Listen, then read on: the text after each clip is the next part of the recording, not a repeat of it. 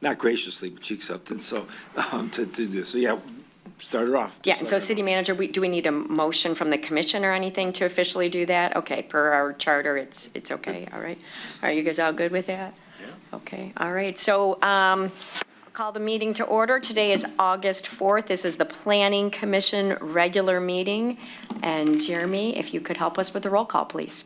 Gasson, Hauser, Salvia, Here. Bachman, Here. Klauser, Here. Harden, Here. Kenjuk, Here. Murphy, Here. Stone. Here. Thank you. We have a quorum. We'll rise for the Pledge of Allegiance. I pledge allegiance to the flag of the United States of America and to the republic for which it stands, one nation, under God, indivisible, with liberty and justice for all. Thank you, commissioners, for being here tonight. It is August in Rochester, and the two commissioners who are not here, they're actually traveling on business. It's not fun, so thank you for your diligence. I know it's a pretty big package tonight, so thank you for all of your hard work in advance. So starting out, we'll take public comment for anything that is not on our agenda this evening. And No one's on. Rose? No one's online. All right, thank you. And I see no one here in the room. City manager, there has been considerable public comment regarding an issue in town, specifically regarding 543 North Main. Could you address that, please? Sure. So what the mayor's referring to is the Atala Heart Center. Over the past 2 years, Dr. Atala's been in front of this board a couple times looking at something called the Riverfront Place. Paint Creek.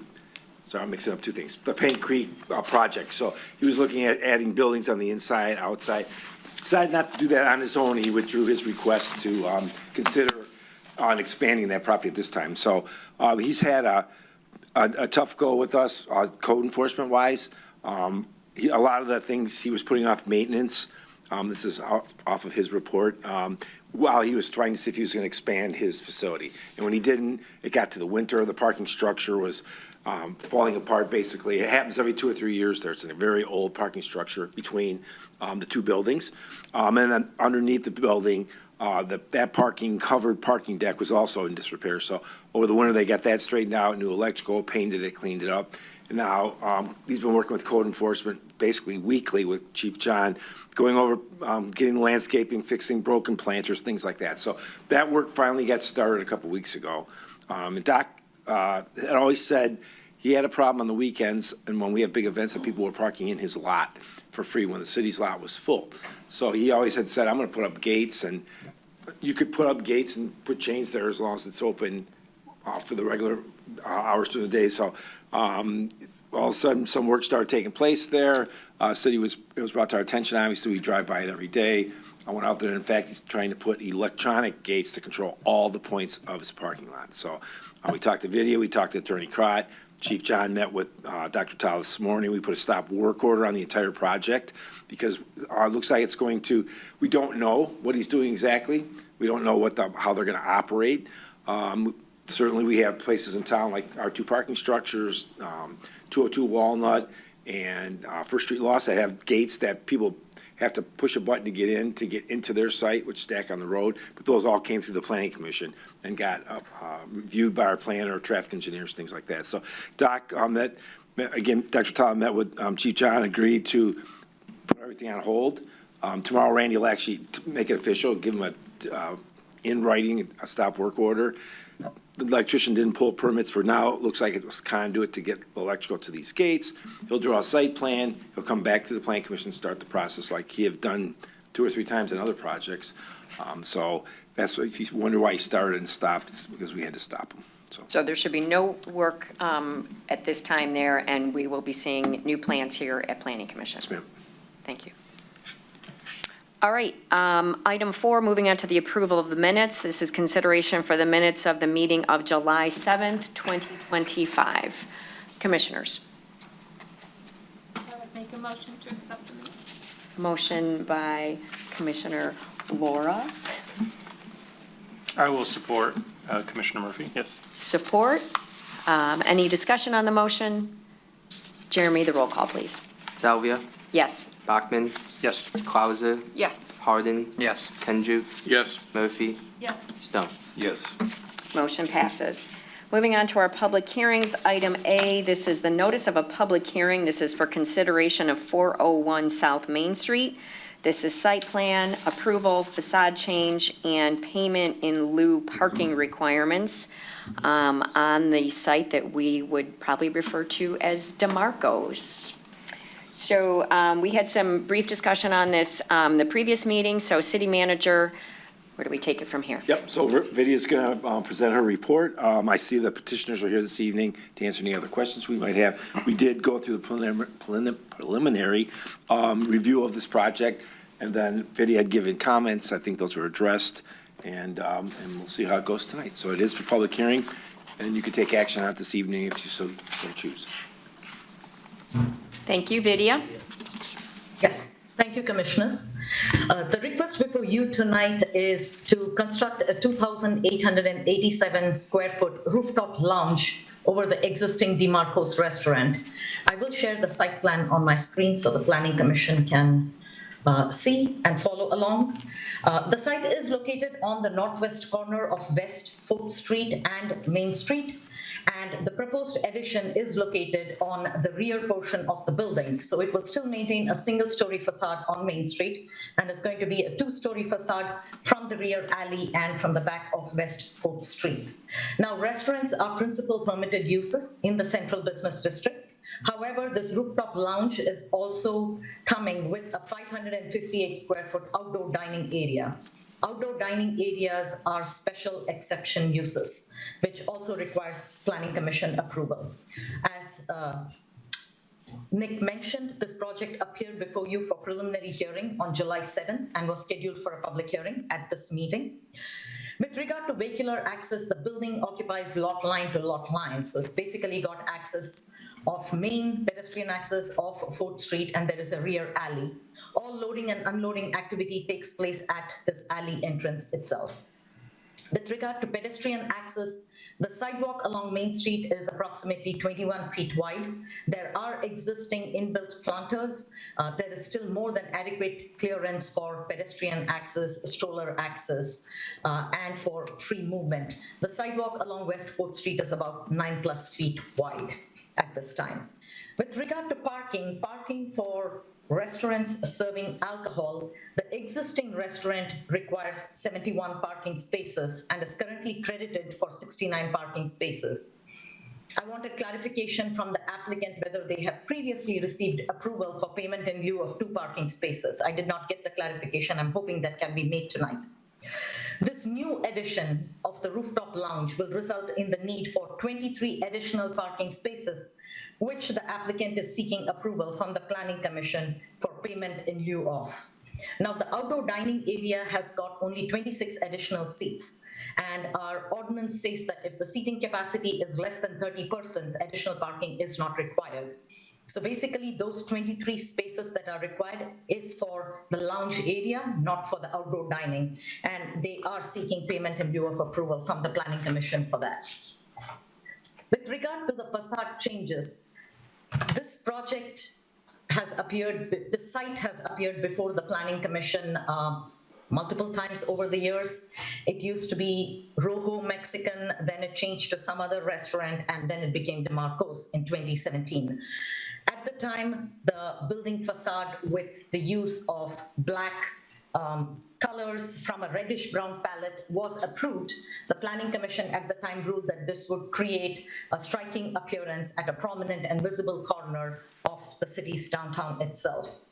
I had requested the Planning Commission's feedback on the proposed architecture, which per the applicant, I will scroll to their proposed elevation detail, and the proposed color scheme is consistent with the existing. The addition is also to be constructed entirely of metal panels and aluminum cladding in black to match the existing facade of the restaurant itself. The Planning Commission did not provide any opposing feedback to the architecture as was proposed. The Planning Commission also noted that the addition still appears like a single-story addition at Main Street, and the two-story addition is not prominently visible on the Main Street end itself. The applicant did provide a cross-section. Then the plan was originally submitted. I had asked for a cross-section across Main Street going down the alley to see how the addition would look, and I've also asked for a north-south cross-section across 4th Street. So based upon the elevations provided, the applicant is trying to demonstrate that the proposed addition is not going to stand out unusually compared to the buildings that are located in and around it. With regard to dumpster, the site abuts the alley. The alley has got the DDA's dumpsters located there. The applicant proposes to continue using those. With regard to lighting, the plan includes a couple of gooseneck light fixtures on the rear of the building. They are consistent with the existing fixtures on the building itself and do meet the architectural design of the site. No additional landscaping is proposed because there is no room for the applicant to provide landscaping. There are, however, DDA installed landscape beds along the site's frontage on Main. There is no information on additional signage at this time. We do want to note that if any additional signage is proposed, it needs to be submitted to the city for approval prior to installation. Now, one of the biggest things that I was in discussion from the beginning was the rooftop mechanical equipment. That is something the Planning Commission has reviewed on other projects also. Now, this site has got a significant amount of new rooftop mechanical equipment and relocated mechanical equipment. This is a rooftop view. I will minimize it a little bit so the Planning Commission can see. All of these boxes that you see are different types of rooftop HVAC equipment. The applicant is relocating some of the existing equipment and adding new equipment. Based on the location of this equipment, they are not going to be seen from Main Street. They will be visible from the alley end of it because they placed the taller equipment is placed towards the rear of the building itself. Now, the equipment is proposed to be screened with pre-finished metal panels.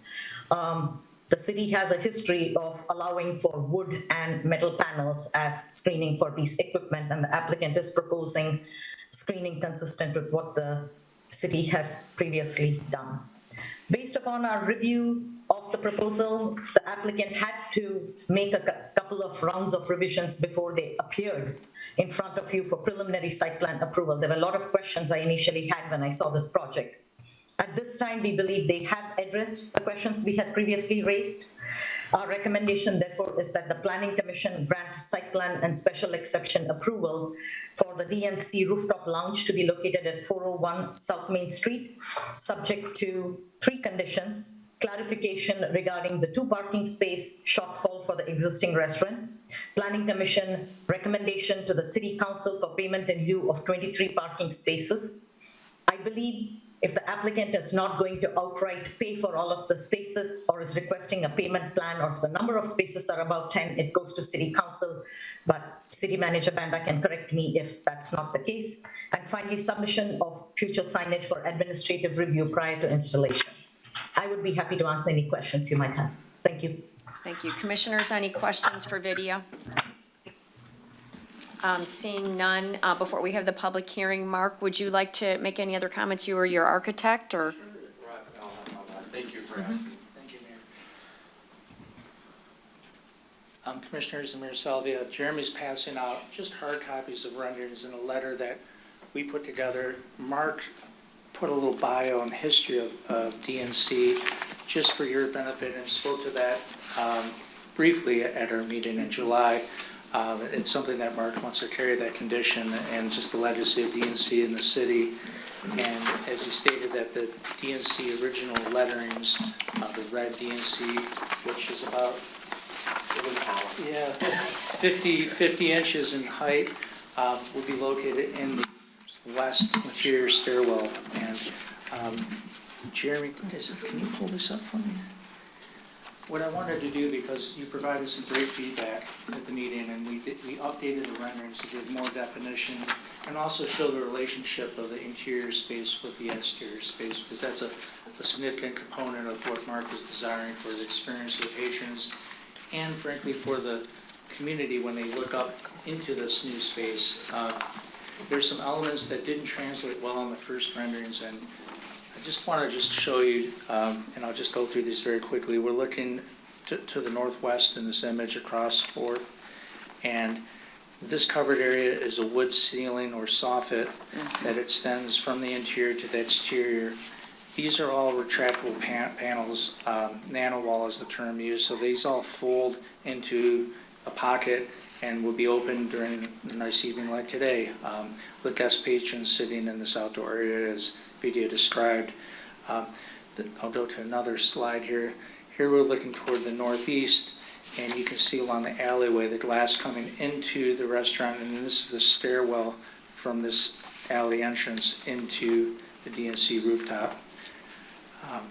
This is a straight-on view looking due north, and you can see the tequila bar down below, and then guests seating above on the terrace. This is a wood screen wall, and this is primarily to serve as an architectural screen for the existing rooftop on above DeMarco's restaurant. There's a door that provides access to a small storage area for additional tables and equipment on the rooftop. This is just a rendition to show you what's happening inside and the experience for the patrons. We're looking kind of northeast in this photograph, bar, general seating area, and then this would be the south side of the building. And then here we are looking more or less due south across the city of Rochester from within the restaurant. And again, all these panels all open and nest into pockets, so it's an indoor-outdoor dining experience on nice evenings. And here we are looking more or less due west from within, and you can see the outdoor seating. The guardrails are glass, so it's transparent, but will be, of course, at a height for safety and security for the patrons and their families. We did some dust shots just to show lighting effects, and as video described, the only exterior lights that would be on the face of the building are gooseneck-style lights, similar to the ones that are on DeMarco's. And then there'll be some small recessed downlights in the overhang above the outdoor seating, as seen in this rendition here, looking east. And again, that's the wood screen wall. We did put some just planters out there, and not that we would call it landscaping, but there might be some element of softening with plant materials. And Mark really loved the introduction of that within the restaurant. Again, this is looking kind of to the northeast, dust shot. We really wanted to show how softly illuminated this is. The building wants to act as a lantern and let the space within provide the luminescence. And this is looking due east, and so this is from the alley or the parking structure looking across, and this is the placement of the original DNC letters on the stairwell. You'll enter in through the side door. There will be a beautiful stairway within DeMarco's that can be accessed for the guests to come up on the east side, but then this would be the other side entrance into the restaurant from the alleyway. And that's just a general overview. One of the things that I'm just going to bring to your attention is it came up, the pattern of the panels, and so you can see the grid more pronounced. And so this grid follows the same porcelain panels that exist on DeMarco's, and we made a couple changes just because there was suggestions about softening the color. So we went to a softer hue of, I'll just say, graphite, just toned it down a little bit, and then we removed, there was a real strong black horizontal band at the top of the building and on top of the mechanical screening, which is this portion here. This mechanical screening is of the same quality and durability and appearance as the panels on the primary building, so it's not inexpensive screening. We really wanted to make it all unified and cohesive, so that was an important. And again, it was on the prior renderings, it just didn't show well, so we took a little extra effort. And additional feedback that the video brought up regarding the 2 parking spaces, I can't speak to that. I'll let Mark and Nick discuss what that represents, but Mark's aware that there will be some parking required for this, and of course we'll work that out with the city. And additional concerns and questions, operations, I believe we went over most everything at our prior July meeting, but Mark and I are both here to answer any questions, provide additional feedback, and really look forward to this new addition to the city. Thank you. Thank you very much. You're welcome. City Manager, can we address whether the request is for 23 spots or 23 plus 2? Yeah, I'm going to guess that it's just 23 because it might, in our chart, they got credit when what's Rojo actually before that. So they got credit for whatever the square footage was. They were even to start. So either the two numbers don't add up, but they started with no net. They never purchased any two spaces and they weren't required to. So I would stick with the 23 and we'd be good. Okay, so the request for the applicant is for 23 Correct. parking spots, parking in lieu. Correct. Commissioners, I'm going to open the public hearing unless you have any other questions for the applicants. Just a brief question on materials, and it could be for the architect or for the planner. So first, I'll just say it's a beautiful design. That's very clear. Thank you. The zoning code is very much of the mindset that, downtown is historic, traditional, and that's to be preserved. So section 2118, one of the elements says exterior building materials and colors, wall materials shall be compatible with the character of existing neighboring buildings. Now, so I get that you're taking up something existing on your building, but it looks very modern. I don't know if you had any discussions with the city planner about, that concern that might be present for some residents. Not specifically regarding just maintaining a more traditional vernacular with the city. Our design intent was to use the porcelain panels that are found out, like, for example, Red Naps. When Red Naps first opened up, I'm sure that was shocking to the community because it's a more, at the time, modern facade.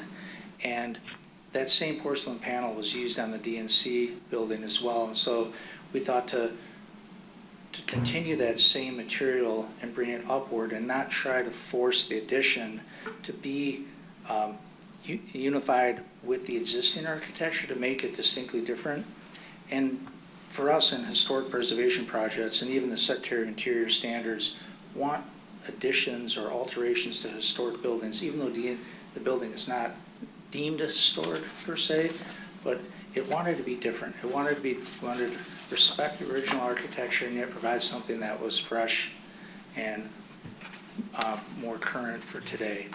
And we did everything we could to keep the building low and keep the materials unified so that it's not striving for attention. It just wants to be a restrained yet architectural form without ornamentation and things that maybe would be applied and unnecessary. Sometimes you see them on buildings, whether it's cornices or elements just for the sake of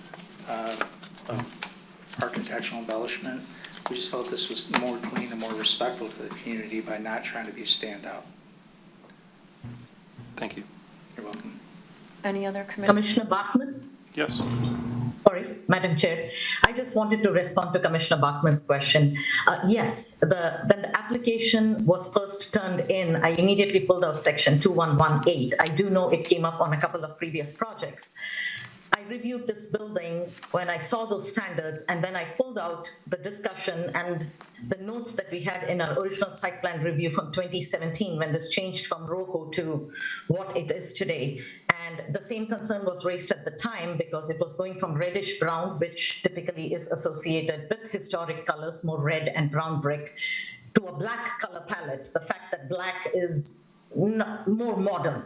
Black and graphite gray. These are more modern colors, not really traditional. And the discussion, which is why in my preliminary review letter that was before you last time, I actually quoted from the letter from 2017, what the Planning Commission had said in their minutes about wanting a building that looked different. And that is why the building was approved with the black colors and a different look compared to all of the other buildings around it.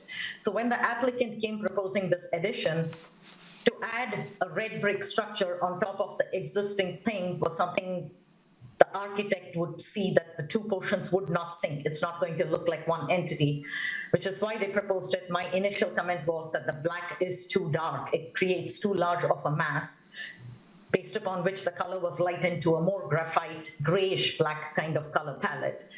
So I was looking to this feedback from the Planning Commission at your preliminary hearing and Based upon that, I made my recommendation that the Planning Commission found this not to be as intrusive, and it was in sync with what was already approved for the site. So I just wanted to clarify that I did look at it first and foremost as soon as I saw the architecture. Great, thank you. Thank you. Thank you, Vidya. No other comments. I will open the public hearing. It is 7:24. Would anyone like to make a public comment regarding the DNC rooftop? Seeing none, I'll close the public hearing at 7:25. So commissioners, we have before us the site plan, as well as a request for parking in lieu. Commissioner Kenzik. Yes, I got one comment I'd like to make. We talked about this at the last meeting, and there was some discussion about the fact you're going to have 23 additional spaces because of the fact you've got the outdoor dining, but if you were to do some platform dining, like you had done in the past, you'd be entitled to even more spaces. So there was a talk about agreeing not to do any platform dining in the future, and I would like to include that as part of the approval process. Okay. Commissioners? Commissioner Klauser. Thanks. So I support this project. I think it looks great. Same thoughts as Commissioner Bachmann on restoring that field, traditional feel in town, but it makes complete sense of why this wouldn't be. It wouldn't match what was below it. And so I think it all makes sense, and I think it fits together really well. Same comment I always make on the payment in lieu of parking. I always have concerns with that. I think 23 is a significant number. But I know we got a lot of information last commission meeting on the payment, and I just want, I guess for the record, to confirm with the city that you have no concerns with this request, that you're tracking those cumulative impacts, because we get payment in lieu of parking all the time across downtown, and just that we're continuing to monitor this, again, for the long-term demand of our parking. And I see you have on here too during peak seasons and special events. So again, I just want to confirm you're tracking that, we're monitoring, you don't have concerns. It doesn't feel like we should have concerns, but want to confirm. Thank you for your comments. And yeah, we always look at these, and that's why we started doing those parking studies for each specific one. I did include a parking study for the July 17th through the 26th on more high demand days. And that was also during dancing in the street. So one of those days, the parking deck did fill up. But on at 4 p.m., we still had over 140 spaces. So we really looked at more of like the restaurant hours for this one, that 4 and 8 p.m. Timeframe. But other than that one outlier, we were still looking at averaging more than 200 spaces that are free in that deck. So. Jeremy, that is speaking just to the west deck. Did we Correct. look at the east deck as well?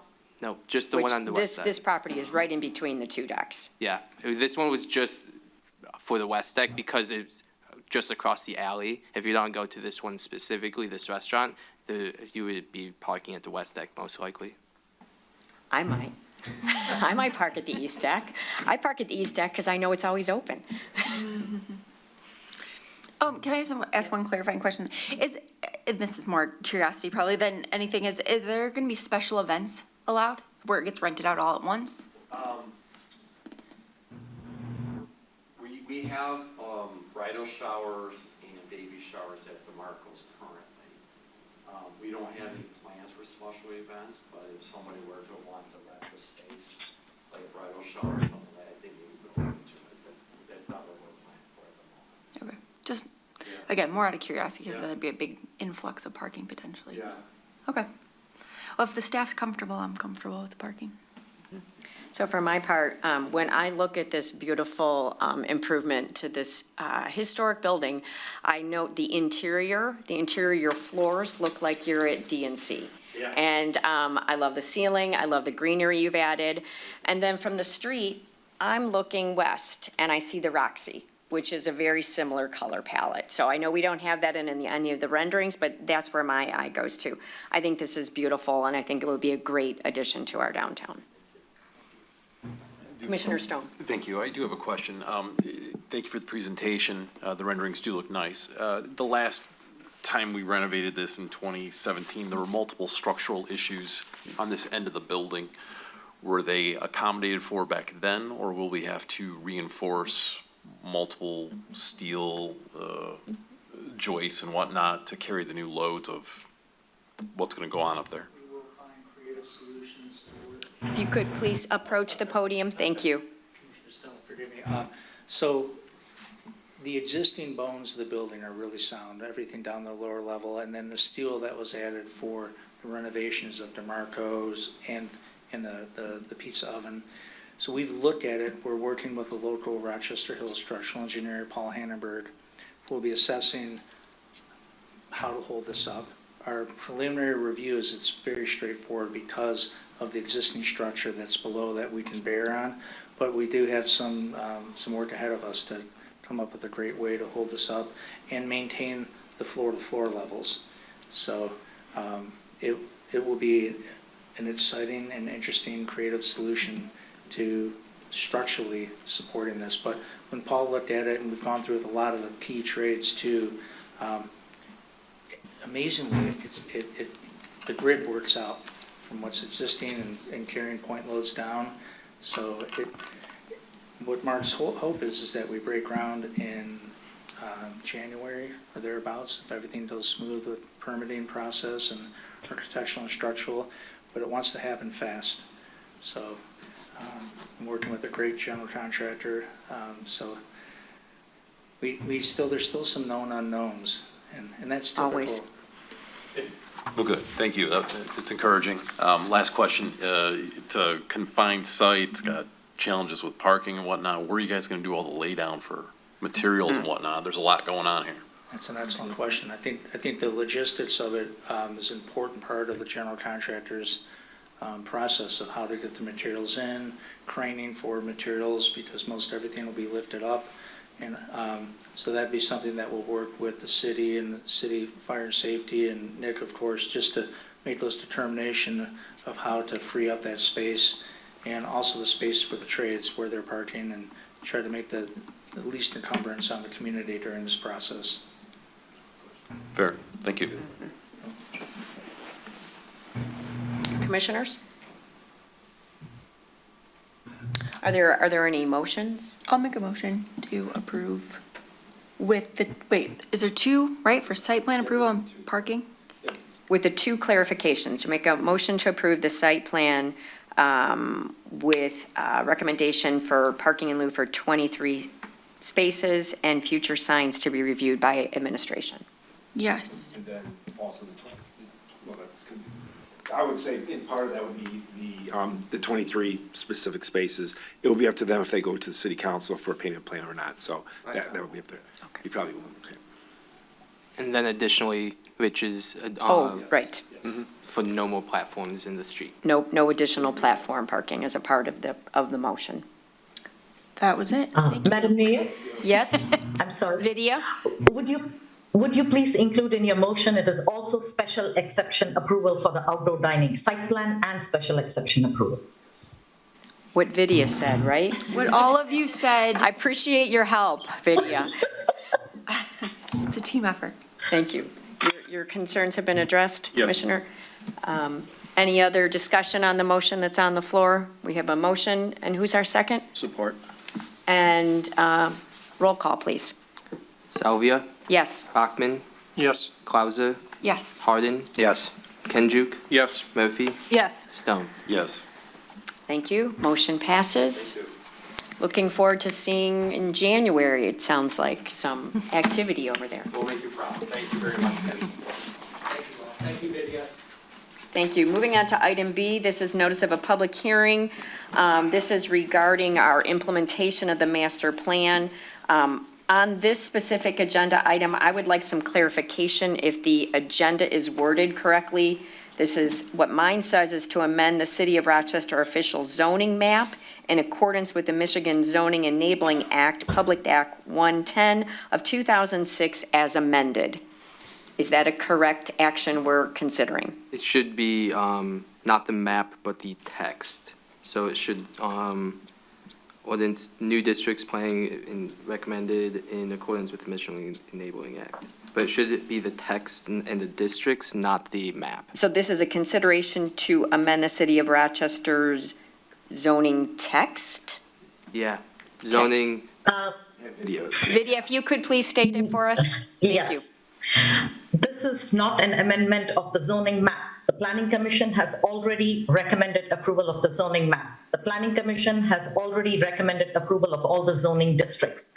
This is a public hearing for cleanup of the zoning ordinance text to correct all the different small items to remain consistent with the districts that the Planning Commission just passed. This is basically housekeeping and cleaning up of all the nuances in the ordinance so that we don't have contradictory language. Thank you. So that's the item, and so Vidya, I'm going to turn this to you, and I'm going to start with, if you could please speak to the one housekeeping language change that I noticed, which is the change from conditional use to special exception, and I'd like to know the legal, logical intent as to why that's an important change. So the Planning Commission at this time is looking at the entire zoning ordinance to remove any inconsistency with the text. When any amendment is adopted, there is always a severance clause, which basically says if two sections of the ordinance contradict each other, the more restrictive provision shall apply. But it's always important to try to avoid those kind of conflicts where two portions of your ordinance are not in sync. So one of the challenges that we had when we were going through this whole zoning ordinance adoption of new districts, Rochester has this unique tool called special projects. Quite often, special projects was used interchangeably with special land use. Special land use is something completely different, a special exception, I'm sorry. So every zoning district has called principal permitted uses. These are also called uses by right. Basically, if a developer turns in a plan that meets the minimum requirements of the ordinance, complies with the standards, the plan must be approved. You cannot deny it. The second criteria of uses is what is currently in our ordinance called special exception use. I don't know where that term originated from. It has always been there since I have started working for Rochester, but it's a very confusing terminology. The terminology typically to be used should be either special land use or conditional land use. These are basically uses that are deemed appropriate for a zoning district, subject to conditions being added to the use or subject to conditions being met so that any adverse negative impacts from those uses will be mitigated. So instead of calling it special exception, because we quite often, over the past few years, I've heard developers say we are seeking special exception. No, you're seeking special projects, which is a whole different thing. So to avoid that confusion, we decided we would change the terminology from special exception to conditional land uses, which basically means every district will now have permitted land uses, conditional land uses. And then special projects is its own separate entity, which goes through a process of demonstrating public benefit, so on and so forth. So legally, it has got no implications. This is just to make the ordinance easier to understand and also to make sure that the terms are not interchangeably used when they are really have nothing in common with each other. They're two completely different groups of uses, so we shouldn't interchangeably use them. By using conditional land use, we are cleaning up the language and making it easier to read in the entire zoning ordinance. Thank you. So I also want to add, at the previous meeting, I believe Commissioner Clauser had specifically asked for a clean copy of the zoning map, clean copy of the zoning ordinance, and a markup copy of the zoning ordinance. We did provide all three, but your packet got so big, so the clean copy of the zoning ordinance was not inserted into it. Only the markup copy was included. So if you would like a clean copy of it, please let Jeremy know. Jeremy does have a clean version of the entire zoning ordinance too. We provided it as was requested. Thank you. Vidya, any other comments that the commissioners should be aware of regarding the general housekeeping nature of this task? None at this time, unless the commissioners have any questions for me. I'll do my best to answer those. Commissioners? Comment and a question, but Commissioner Murphy can go first. Yeah, just a request, Madam Chair, if, when all this is done, can we all get a clean copy Yeah. of it? Great. Yes. Yeah, perfect. Excellent. So Commissioner just Bachmann? a quick comment. It looks like the public was notified appropriately for the text revision, so just put that on Yes. the record. Just a clerical issue on the agenda. I think I have two specific questions. I'm going to jump to page 68. That's on the meeting packet.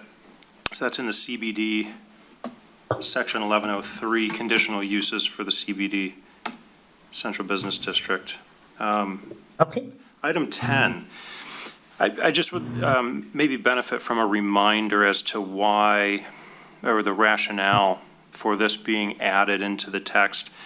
I know, for example, what came to mind, because 120 South Main is later in the agenda, with a different application. We had previously seen that applicant come in with a concept of applying, this extra half story that raised the building to 40 feet. And I don't think the Planning Commission had a specific decision on that, but the feedback that was provided to the applicant at that time was strictly 35-foot maximum, which you see in different parts of this zoning text, that specific reference. So adding this, I'm not sure what the rationale for it was. Is there a specific reason we're doing that? So I believe this requirement was put into the ordinance in order, when John Jackson was going through the ordinance and when the CBD was being discussed, there is a movement in the skyline of the buildings in downtown. Currently, the ordinance permits a maximum of 35 feet.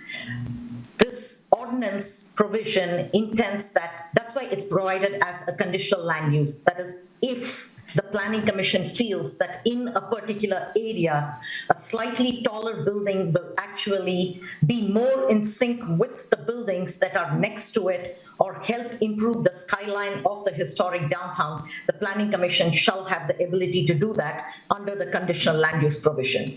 Without this provision, you would be stuck saying it's just the ordinance or you have to go for a variance. And we prefer not going to the ZBA for variances from building height, because height typically is an architectural component and is something we believe the Planning Commission should be reviewing and have the ability to decide whether a taller building in a particular area suits or not. With regard to the site that is further down in the agenda at the entrance to downtown, the challenges we have had with previous projects that have come before you, those were all special projects, and in most cases, the mass of the development proposed on those sites was so large that it overwhelmed the entire core downtown. When entering the downtown, the idea is it leads you into the core historic downtown. That site is south of 2nd Street, which is a gateway entrance, but not the core downtown itself. Just the mass of the development that we were seeing over there made even a slightly taller building that much more imposing and unsuitable for the site itself under the special projects umbrella. And that's the reason why this is included. And John included this under conditional land use to allow the Planning Commission that flexibility to make a determination without making it a special project. Did you have a second question? I do. And maybe this is for the city manager. I'm looking at section 2124, which is related to adult movie theaters, adult stores, things like that. Do we have any establishments that exist? We don't. We don't. But video would tell you that, unfortunately, you have to have, your planning, your zoning ordinance zoning districts have to allow any kind of use. Doesn't mean it's by right. We do not have any, and we haven't had any that I know of. But I think she's going to tell you that she's nodding her head that you have to have that in there so you can control it if you need to. Yes, under the Zoning Enabling Act, no lawful land use can be denied. So sexually oriented businesses are considered a lawful land use. You have to provide for them somewhere in the city, and so they are there in the ordinance, even though we don't have any such use, and even if such a use comes, it'll still be subject to review under the conditional land use provisions of the Planning Commission, but you cannot eliminate the use entirely if it is considered a lawful land use. So it remains in one corner of the ordinance. Okay. How does that answer differ when you talk about mobile home parks? You know, because that section was stricken. I believe that is based upon the way the city is currently zoned, there is no room to zone for a mobile home park additionally. In case of a sexually oriented businesses, those are considered commercial uses. They are considered a commercial use, just of a different kind, not as desirable as other commercial uses. So the difference in challenge over here is you're saying 10 different types of commercial uses are okay, but that one commercial use is not. That's what the land use law provisions prevent you from doing. You cannot just decide to take one particular use out and say this particular commercial use is not there, so you have to provide for it. Mobile home park, on the other hand, is an entire category of uses. They are basically regulated by the state. Local planning does not have jurisdiction over there. Attorney Clark can even clarify that in case he wants to add something to this. We really don't have jurisdiction over mobile home parks. All the structures in it, everything comes under the purview of the state. City Attorney? Yes, thank you. It just took a second for my video to pop up. I think the planner is correct. It wouldn't be, I guess, wrong to keep it in the city and provide for it, but you still have logistical issues of actually having one in there. And mobile homes parks are a completely different animal. I can't sit here and say that if we don't provide for it, we could get pushed on one or have one pushed on us. But I think the planner is accurate on that. Okay. But I suppose the commission could move adult-oriented businesses to a different zone as opposed to the CBD as a conditional use, right? Yes. Yes, that is Okay. correct. Something to consider, I suppose, for our recommendation to city council.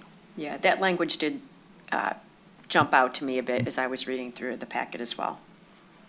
And my biggest issue with it, there's two subsections to that that contradict each other. So I figure we just take it out, but I guess that's not an option. Yes.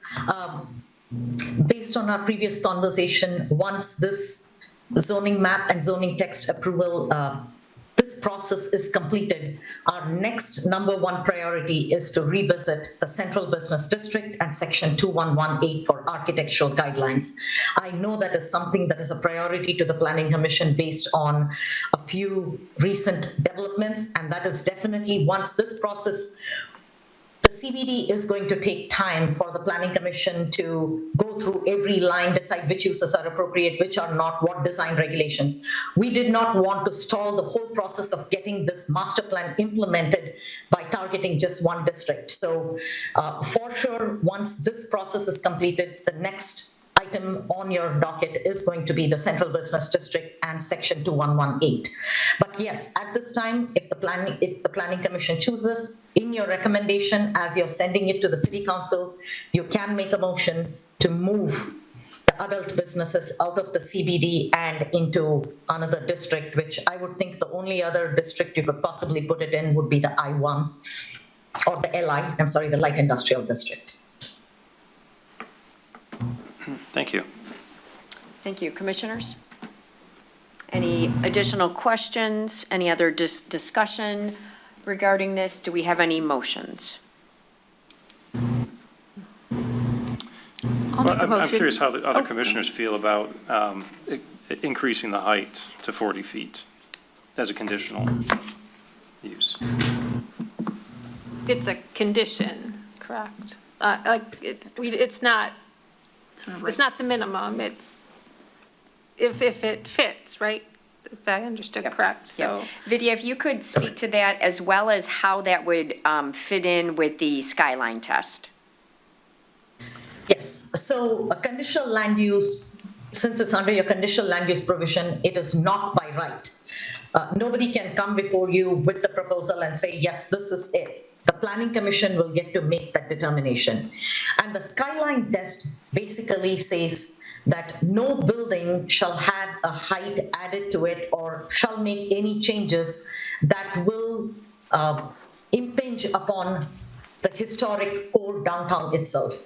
The skyline test actually, more than the core downtown, is material to the downtown edge 1, downtown edge 2, and the mixed-use districts that fall off on either side of your core downtown itself.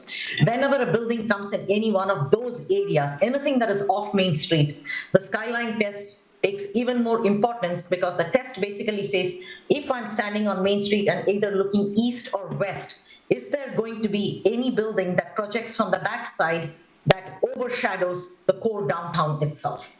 So in this case, if the building is on Main Street itself, your determination whether an increased height is going to be suitable more than the skyline test will depend on you actually seeing what the proposed architecture is, what the architecture of the two abutting buildings is, and how all of them blend together. So you would essentially be taking a north-south cross-section across Main Street to see what it looks like. For example, if it were a building that was between West 4th and University, you would ask for a cross-section going all the way from West 4th, probably all the way to West 3rd Street, across the entire 2 blocks to see if a building is 40 foot high, how's it going to look? And based upon that, you can determine that this one is going to stick out, it's not going to be in sync with the rest of the downtown. You will be able to deny that increased height by making that finding. It's giving you an option in the event because many downtowns do have architecturally detailed buildings that are 3 stories, but they end up because of the roof architecture or design being 40 feet.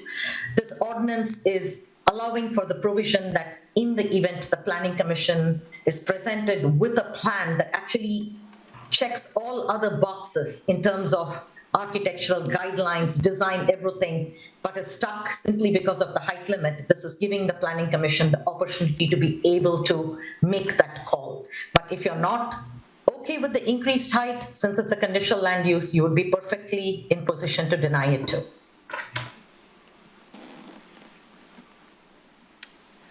Purely on feelings and sentiment. Well, It doesn't have to be a rationale other than we don't like the extra height. Commissioners can make whatever motions they would like. Okay.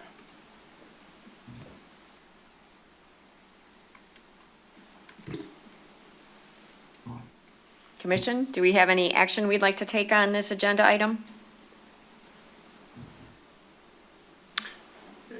My only question is there a set date when we have to have this complete by? Because it seems like we've talked about this for 3 to 5 years.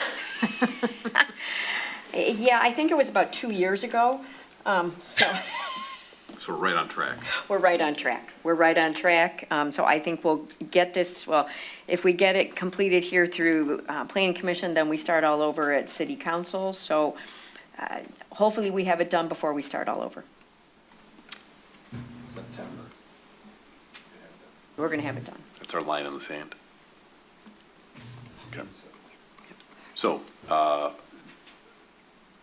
city management will have the revised, cleaned up version based on this evening's comments available for review prior to the next planning commission meeting? City Council meeting. Sorry. If it passes tonight, it goes to City Council. Yeah, and they have a heads up that it's coming. Start looking at it, start watching the Planning Commission meetings, be aware.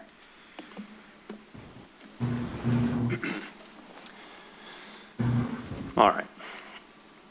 Provided the Planning Commission, present or future, has full discretion, there's no legal obligation to, approve a conditional use if every application point is perfect, purely subjective. I'll make a motion to recommend the ordinance text revision to City Council with the following conditions. Number one, under CBD section 1103,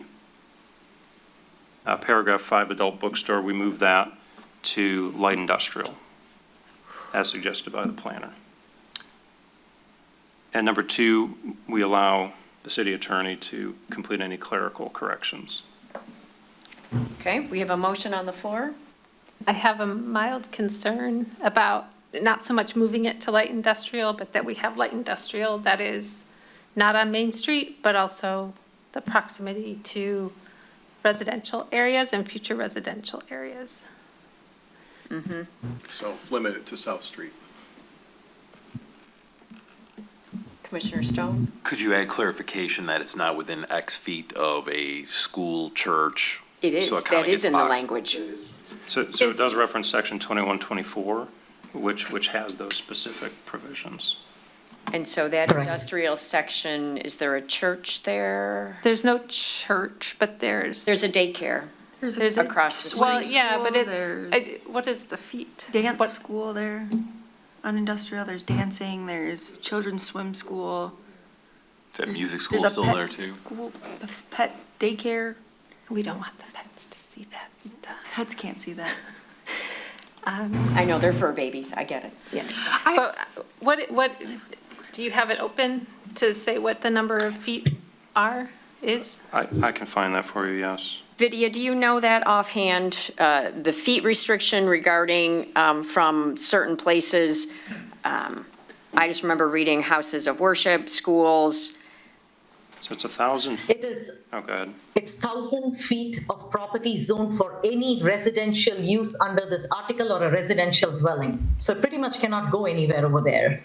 In any other portion except South Street, it says 750 feet from another adult business, 750 feet from an establishment licensed by the Michigan Liquor Control Commission, 1,000 feet from a public or a private school having a curriculum including kindergarten or any one or more grade 1 through 12, and 1,000 feet of a church or house of worship. So unless there is a church, house of worship, or a school down on South Street, it would fit into the LI, because I don't think there is any restaurant there. There are no single-family homes. There are a couple of other industrial parcels elsewhere in the city which are right next to single-family zoned areas, well within 1,000 feet, so it cannot go in there. So I think it could go into the LI, but I will double-check that in order to ensure that. I will check with Attorney Kraft also to make sure that we are measuring all the distance measurements to make sure we are not moving into a district where Yeah. we are essentially Thank you. creating a legal issue. Yeah, it's just the distance from like the Woodward LI area to, I don't know, Solaronics, if that ever becomes residential, or Dillman Upton area, so. Yeah, that would limit it from that LI new district, but South Street, as it currently is, I believe it would be allowed unless the residential that's up the hill. That's going to be pretty close. What? On the Ritter side, it could be Yep. okay, but on the other side, it won't be okay. Commissioner Clauser? Yeah, looking at the language though, and maybe I'm missing something. If you look at what we have in our current zoning, in section 1103(5), the adult bookstore is what it starts with, and it has a list of all the things that you just named. And then the last one, item C there, says it's permitted anywhere except CBD. But the new language, the housekeeping, doesn't have any of that in there. What am I missing? No, actually, sorry, Commissioner Clauser, the language reads except as a special exception use in the CBD. So the Approve it. the last sentence reads, an adult bookstore, adult cabaret, or adult motion picture theater is prohibited in any district and at any location within the city of Rochester, except as a special exception use in the CBD. It's basically saying it's prohibited everywhere else except as a special exception in the CBD. So what we are going to correct based on Commissioner Bachmann's motion is that we will move this entire section into the LI and correct that last clause, which takes it out of this. This will essentially, that sentence will also have to get corrected to ensure that this use remains in the LI. It's not going to reference any other zoning district. So today, it's allowed in any district, any location, except in CBD, is what that says. You can't have a special exception for it in CBD, right? No, today it says it's not allowed anywhere except as a special exception in the CBD. The language is a little oddly written, but it says A lot of CBD is the negatives only there, place you Vidya. can reason. Double negative Yes. there, video. Okay, I'm following. But there's still a I'm lot. sorry. No, that helps. So, but there's still a lot of detail in what we have today that is omitted, right, from the housekeeping version that I think needs to be there wherever it goes, right? We're missing the detail.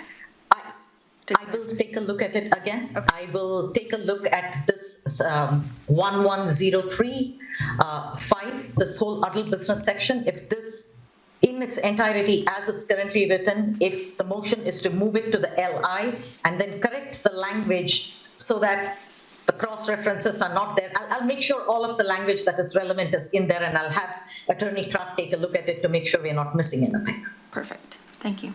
Okay, so we have a motion on the floor to approve as presented, move this to LI, as well as allow Attorney Crott to make any administrative corrections. Do we have support for the motion? Support. Support by Stone. Any other discussion, questions? Jeremy, the roll call, please. Salvia, Yes. Bachman, Yes. Clauser, Yes. Hardin, Yes. Kenjuk, Yes. Murphy, Yes. Stone. Thank you. We all got a lesson in double negatives. Sorry. No, that was a good one. All right, moving on to item C. This is for a public hearing, consideration of an ordinance amendment for limited retail use in our industrial zoning district. So this is what I like to refer to as accessory retail use on South Street. So, City Attorney, do you have this one to start? I do, thank you, Mayor. Yep. Before you for public hearing is a proposed ordinance amendment. Planning Commission last reviewed it at its July meeting. Just to, I know you have the memo and the proposed ordinance in front of you, but for the public's benefit, the idea would be to add a limited retail use it says that currently the ordinance amendment says special exception use. Obviously, that will be changed if the language gets changed to conditional use. So in industrial, and of course, if the districts change names, then we will change that as well. But as it currently exists, these are the terms used. So it would allow up to 25% of the gross square footage of a building and of a business to have a limited retail and industrial where retail is not permitted as of right today, so long as it has the connection to the permitted principal use on the site. At the last meeting, there was a bit of discussion, and the gist out of it was to beef up the connection between the limited retail and the principal permitted use in that area. So I took a look and worked on that language between that meeting and this meeting, and come up, and there's additional language that I know you've had an opportunity to review. The feedback, I've had a few feedback from planning commissioners, and specifically when it talks about in section 7B, there's language that I added in there that the sentence starts, the retail use must directly support or relate to the principal use. And then it says serving only the customers, clients, or patrons of the primary business. The feedback I've received is that commissioners are okay with the language, except for that last part, which is serving only the customers, clients, or patrons of the primary business. The feeling was that it would be too restrictive, especially considering that use that is before the city's on the radar would be a nonprofit use that uses the funds to perpetuate its mission. So the idea was to not make it so restrictive that, or to use that language to make it restrictive that they might not be able to do that. That was certainly never the intent. The intent would be to allow that. So if there's any other questions or comments, otherwise, if Planning Commission, after the public hearing, is ready to proceed with moving this forward to City Council, then the motion would be to do that, is to send the matter to City Council for its consideration. The same change, the same language changes would be for Section 1703 and 1803. Those are the two current industrial districts. The language would be the same. Okay, thank you. I'm going to open the public hearing. The public hearing opened at 8:05. Would anyone like to address the commissioners?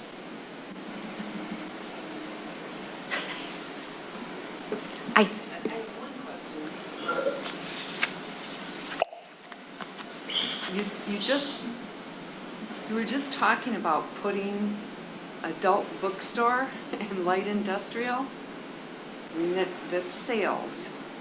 So how does that fit in with this?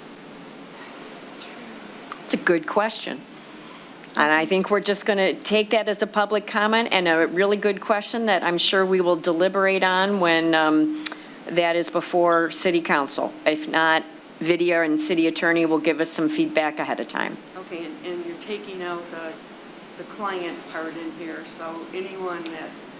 So Janet, if you could just state your name and address for the record. I'm sorry, Janet Yazek. I thought Yeah, I know. I do, of course. It's in but- here. Yeah. 986 Churchill Circle, and yes, I'm here with Assistance League at 204 South Main and 440 South Street. So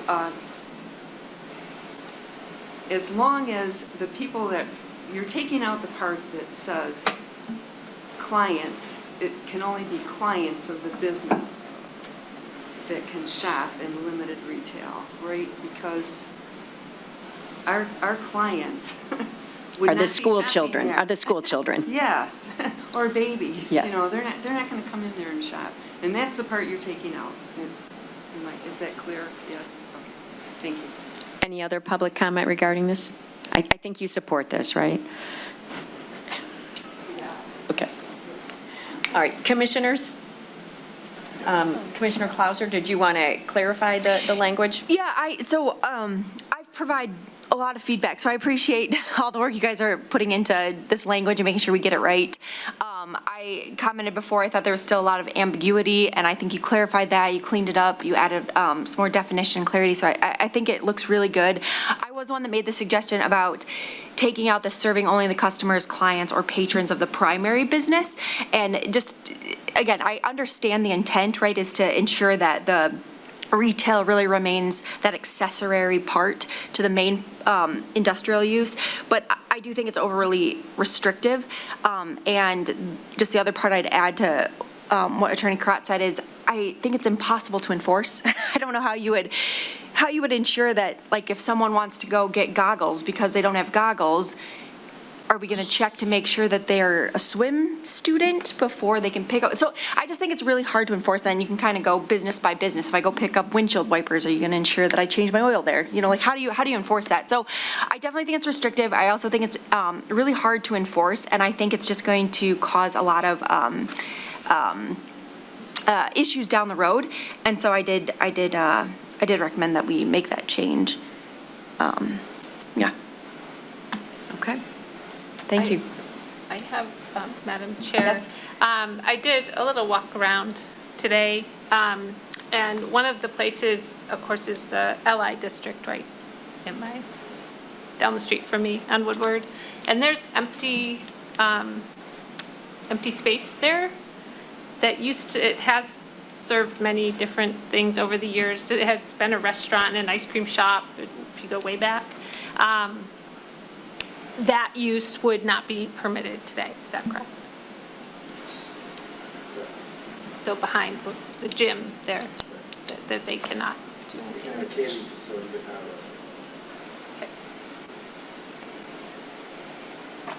a. Okay, Commissioner Kenzick? Yes, I just want to clarify something. This is probably for Attorney Crott. Regarding Section 1703, Paragraph A, it says, "In addition, the retail space shall not exceed 1,500 square feet of any building." I just want to make sure that if we have a situation where you have, let's say, one building that's subdivided into 4 units, each unit, say, being 2,000 square feet, 4 units total, the whole building's 8,000 square feet. Are we saying that the limitation is for the entire building of 8,000 square feet? Or are we talking about one unit, which is 2,000 square feet in that example? No, the answer is yes. So currently, the way we have it here is that the retail space is limited to 25% of the building if a single tenant building, and not more than 25% of a gross square footage of each tenant space in the multiple tenant building. So the idea is if spaces were bigger or combined, the percentage would just increase, or the percentage would stay the same, but the amount of space available would be increased, whether it's a single tenant or whether it's multiple tenant. Now, the 1,500 square feet, thank you for bringing that to my attention, because that was language that Planning Commission had suggested is a good add, would be to have a percentage of the total building restriction. So for discussion is 1,500, that's not magical, that's for discussion purpose. So there's really 2 parts to that. One is an overall cap, if you will, at 1,500 square feet of the building, and then if it's under that, there'd be 25% for each individual tenant, or if it's a one-tenant building, the whole building. I'm sorry, I'm not following. Let me just rephrase my question. If we have a building that is multi-tenant, and let's say the building is a total of 8,000 square feet, for that multi-tenant building, the cap is still 1,500 feet? Correct. Okay. So it's not per tenant? If there's Correct. 4 tenants, it's for the whole building? Correct. Madam Mayor, if I may, and that was so, again, we don't get out of control with, remember, our parking is based on gross square feet. If that number keeps getting higher, then they're going to have to put more parking. The whole idea was not to put more parking lots. So by capping it, you're saying we can live with 1,500 square feet. So that's divide that by 200, and you've got 7.5 spaces. So that was the reasoning. Yeah.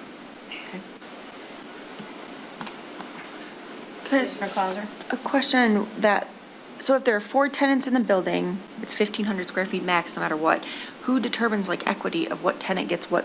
Like, how do you, First come, first serve. is that, Landlord. the landlord decides that? Okay, okay.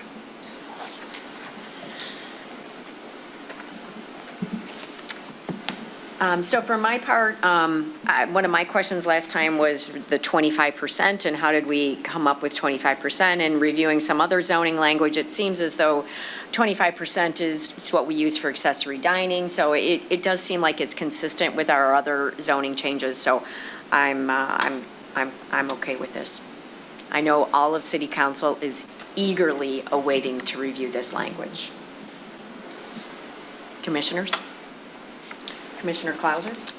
I'd like to make a motion to amend the proposed ordinance language by striking the clause, serving only the customers, clients, or patrons of the primary business. I think this language keeps with the intent that the retail isn't the dominant use, but removes unnecessary and enforceable constraints. Motion by Clauser with an amendment. Do I have support? Support. Support by Kenzick. Any other questions or discussions? Well, I want to just throw out the last sentence of that paragraph B, I think, has similar issues to what Commissioner Clauser is asking be struck. Again, I think this is for the Assistance League, right? I mean, this is tailored to their request, and we ought to make sure it fits. So what is the sentence that you're speaking of? The last sentence of paragraph B, such activity may not attract separate patronage or operate independently of the principal business use. I'm not sure that the Planning Commission would be able to qualify the Assistance League based on that language. So if it's acceptable to Commissioner Clauser, I would ask to amend the motion to also strike that language. Yeah, I think that makes sense, absolutely. Yep. Yep. All right, so we have a motion, we have an amended motion. Do I need a second on the amended motion? Do I have a second on the amended motion? Kenzick? Yes. Any other questions or discussion? Jeremy, the roll call, please. Salvia, Yes. Bachman, Yes. Clauser, Yes. Hardin, Yes. Kenjuk, Yes. Murphy, Yes. Stone. Yes. It passes. You'll see it on a city council agenda, next agenda. Yeah, we'll ask to set the public hearing for next agenda. Right. Great, thank you. Did I close that public hearing? I closed that public hearing a minute after, or 2 minutes after it started for the minutes. Okay. Moving on to item 6, we have some considerations. Consideration of 313 South Street. So this is just to set the public hearing. This is a request for site plan approval and facade change. City manager or city attorney? Who do we have on this? Vidya? Vidya. Thank you, Commissioners. So the request before you, this project is for a preliminary hearing and scheduling of a public hearing. It's not for site plan approval yet. So the request before you is for the construction of additions to an existing industrial building on South Street. Now, this is a really small parcel. It has an area of only 0.22 acres. I'll share my screen. It's got an area of only 0.22 acres, and the total building area with the additions will be 3,303 square feet. The site is zoned I2, Industrial 2 District. The use of the building is warehousing of equipment and supplies related to the tenants' private businesses and associated offices, and these are principal permitted uses in the I2 district. Now, this is a really small parcel, as you can see by the outline. It's only 40 feet wide. This is an existing legal non-conforming parcel. The applicant is not altering the parcel line, so this non-conformity is going to remain. Now, the building on the site, which is shown in light gray, it is also non-conforming. It does not meet the setbacks. In order to put on the addition on the rear side that they're proposing and a second-story addition in the front, they needed a variance in order to add to an existing non-conforming building. So they did go before the Zoning Board of Appeals on June 25th. They got that variance. Now, the required setbacks in the I2 district are 25 feet in front, 20 feet in the rear, 15 feet on one side, and 25 feet on the other. Now, the proposed addition is located as 0-foot side yard setback and a 4.58-foot front yard setback. Once again, these additions needed setback variance because the applicant is trying to maintain the same building lines. Based on the 40-foot width and the fact that the combined side yard requirement is 40 feet, you cannot build anything on the site if you comply with the ordinance. So the applicant needed variances. Those variances too were granted by the Zoning Board of Appeals on June 25th. Now, this property has no clearly defined access drive off South Street. This building that is next to it has got a series of bumper blocks, and this whole area is just a large paved area. So vehicles typically enter the site going through this 12-foot wide access drive and go to the rear of the building where the parking is located. Now, there is an existing overhead door which is located on the front of the building. We had concerns that any loading, unloading activity would end up projecting into South Street, which another building that we reviewed further down the street not so long ago, we had concerns on that project too. In this case, the applicant has shown 11 by 25 feet space, and this is their truck turning diagram to show that the trucks that access the site are typically box truck sizes. They are not the semis with the 55-foot trailers. So this overhead door is designed for a box truck, and they have added a note in saying that loading, unloading activity will not extend into South Street's right of way. The site does comply with the parking that is required for industrial uses. Typically for warehouse uses, it's 1 per 1,500 square feet, so they do have more than required parking. Now, the site is located entirely within the 100-year floodplain. All of it is in the 100-year floodplain. Our zoning ordinance has a provision where when you are adjacent to a river or a creek, you need to have a 30-foot wide landscape stabilization zone. Now, once again, the existing site is non-conforming, and due to the expansion of the non-conforming use, the applicant needed a variance from that provision too, from the ZBA, which was granted to the applicant on June 25th. The applicant has noted that there will be no net increase in impervious surface area, so no additional stormwater runoff provision is being made. I will defer to the city's engineer to confirm that or require whatever engineering is needed. A photometric plan has been provided for the site, and building currently is pretty old. It's got non-shielded fixtures. The applicant is replacing them with new shielded fixtures, which will make it better. Now, when the plan originally was submitted, it had the entire existing building and the second-story addition being constructed of, I'm trying to provide the elevations here. Okay, the entire building was shown as to be constructed with EFS. Now, EFS is another name. It's a brand name for Drive-It. Drive-It is not a very durable material, exterior material. In fact, in most municipalities, the zoning ordinances restrict the use of EFS to no more than 10% of the exterior, and that too only as an accent material. We told the applicant EFS was not going to be acceptable.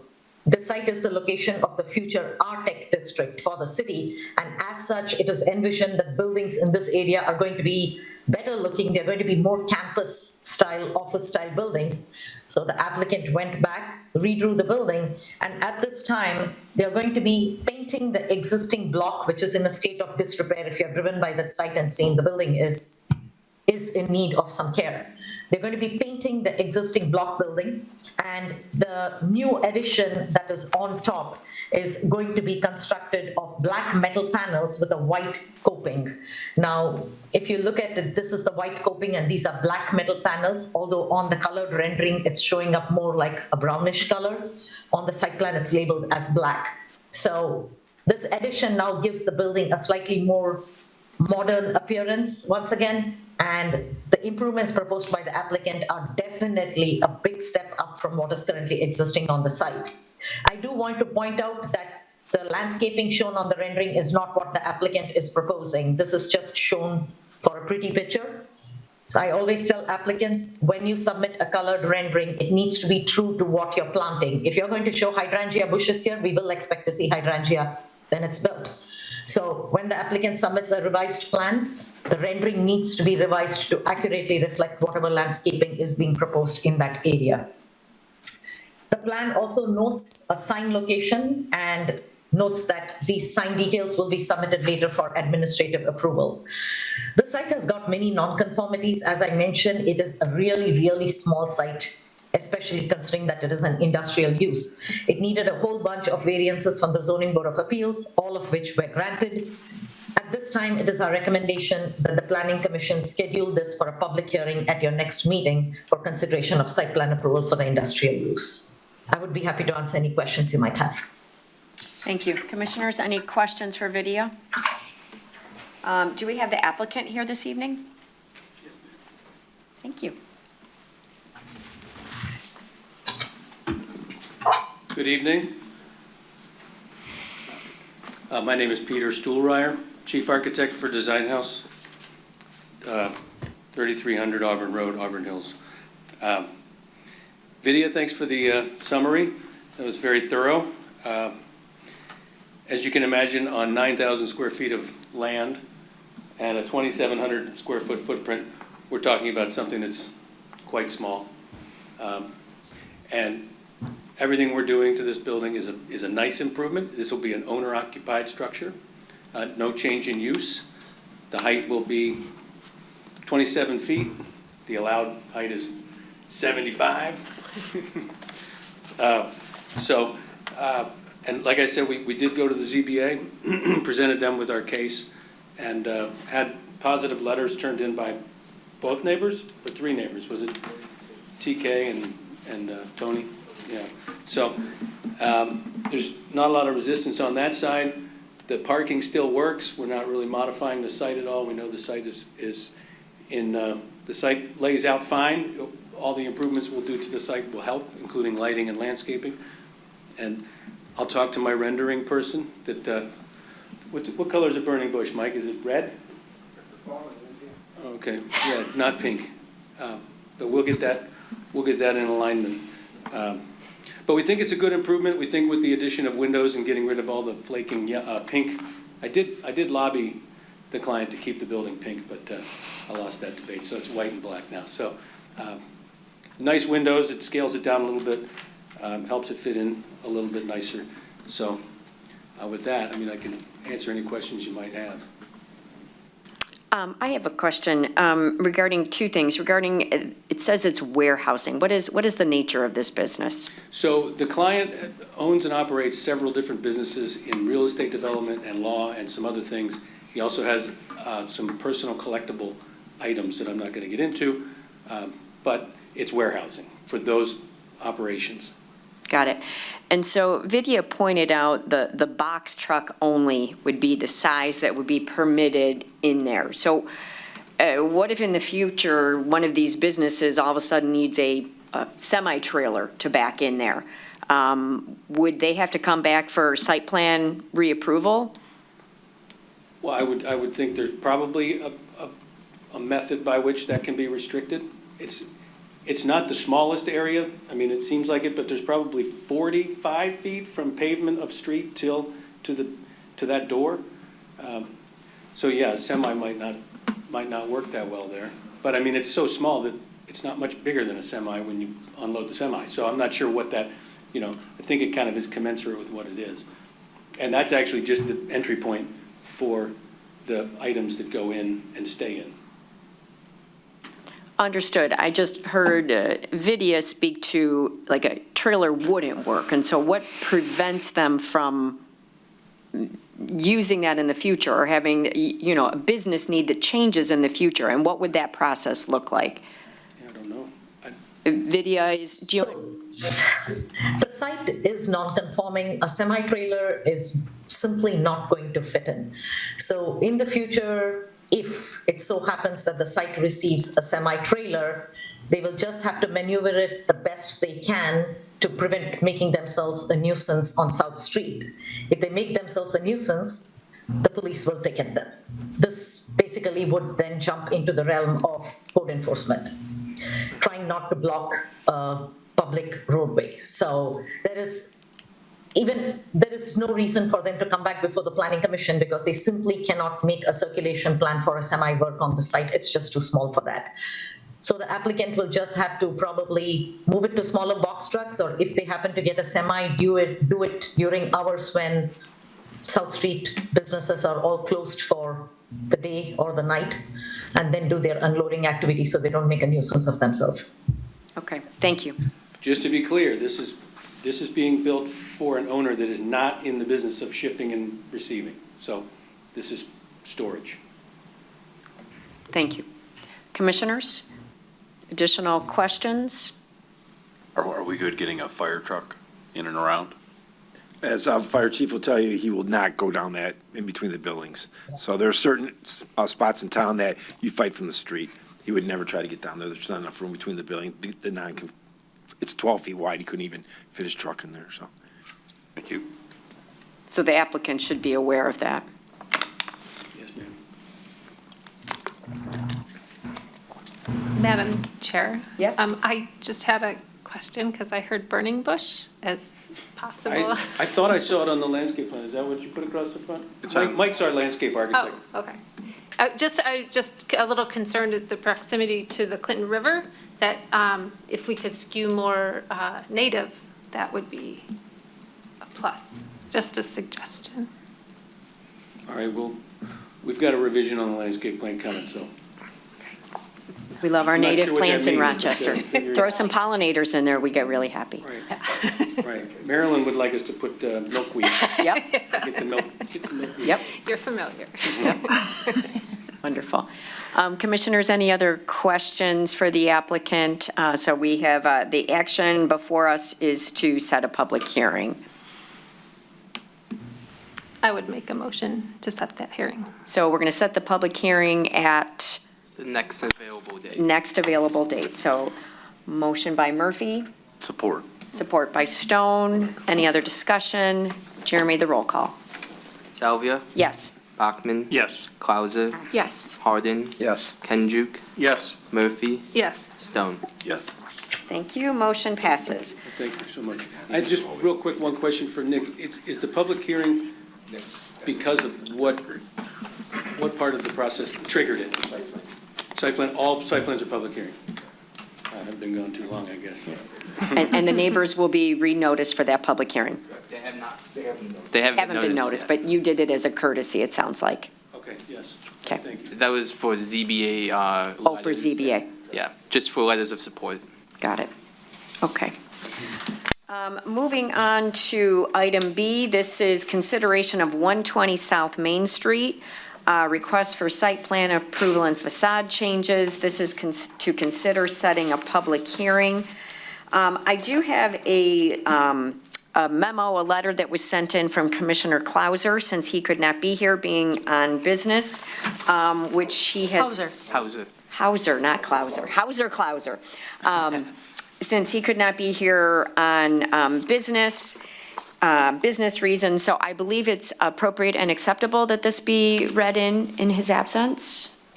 City manager? Yes. Yes, okay. Well,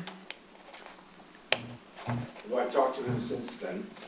He wrote that, then talked to me, and we came to a different conclusion, but just for the record. Well, I would still like this to be clarified between both the city attorney and the city planner. Basically, appreciate very much the revisions to the ordinance. I do have concerns about the inclusive following language. Sorry, that's the wrong item. 120 South Main Street. So he's going to reserve his comments regarding the physical appearance of the proposed structure. I'm frankly more concerned that the underlying proposed use may not be permitted in this location. Let me explain. The proposed development would be in the central business district, therefore Article 11, Section 1101 of our zoning ordinance applies.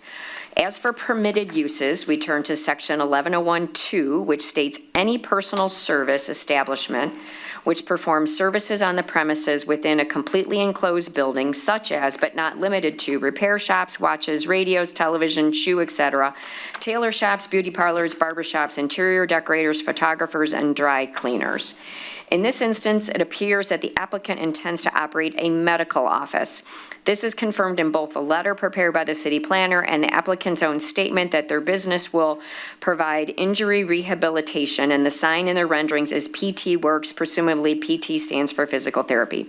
Based on the clear language of a Section 1101, Section 2, above, a medical office is not a permitted use under the ordinance.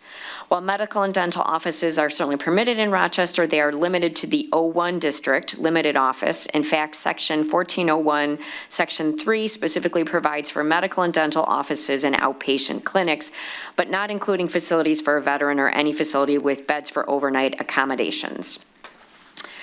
The Planning Commission City Council has determined where a medical office can legally operate, and that is O1, which is not the proposed location for this development.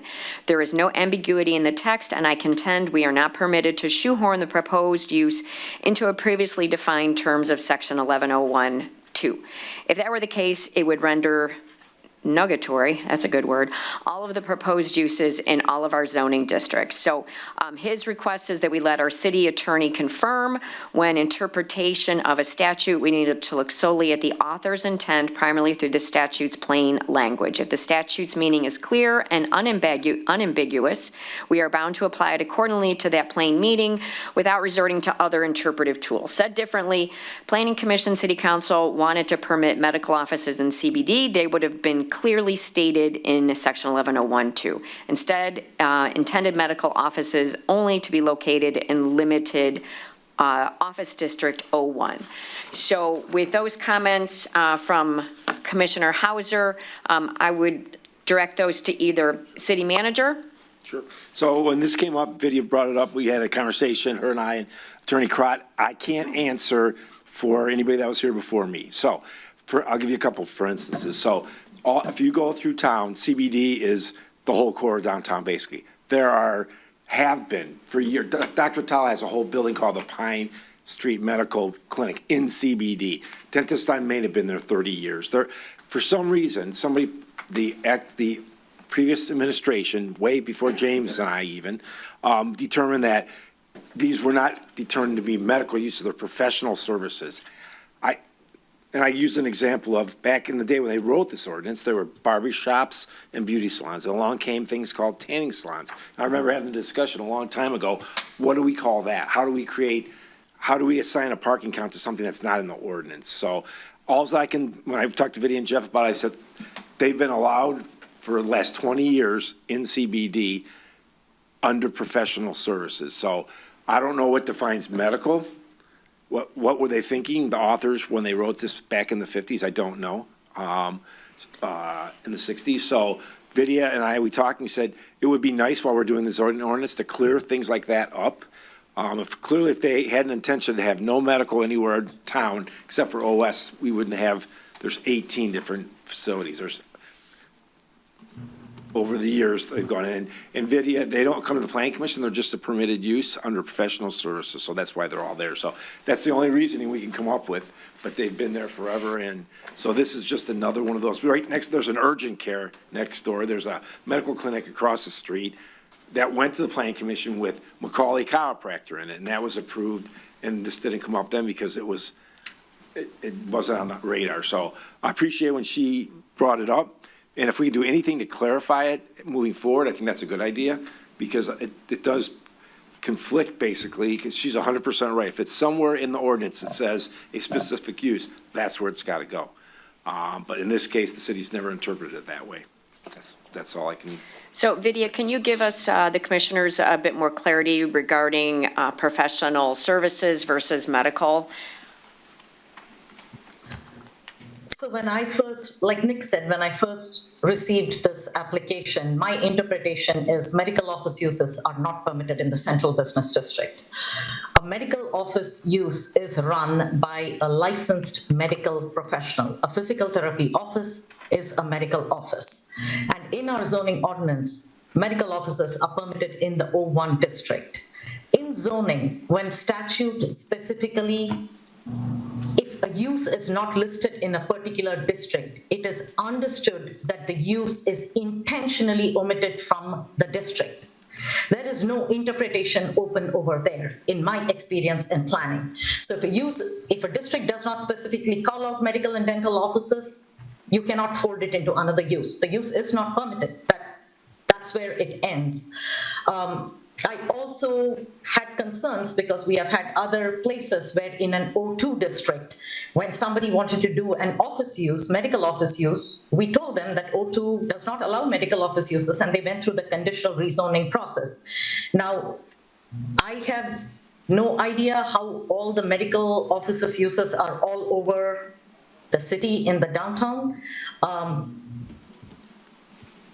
If such a use came before me, I would continue to reiterate, in my interpretation, medical office is not permitted in the central business district. It is not the same as a professional service establishment, such as a beauty parlor. A beauty parlor is run by a beautician or an esthetician. Same with cosmetic processes, laser removal, all those are estheticians. They are not doctors or medically licensed people. So in this interpretation, my interpretation is there is a little bit divide between me and the process that has been followed in the city, I would say. But yes, if a medical office crossed my desk, I would never have said yes for a medical office in the central business district, because that's not how I read the ordinance. So it's up to the city. If this has been an established pattern of allowing these uses, then that's a call the city has got to make. And City Attorney?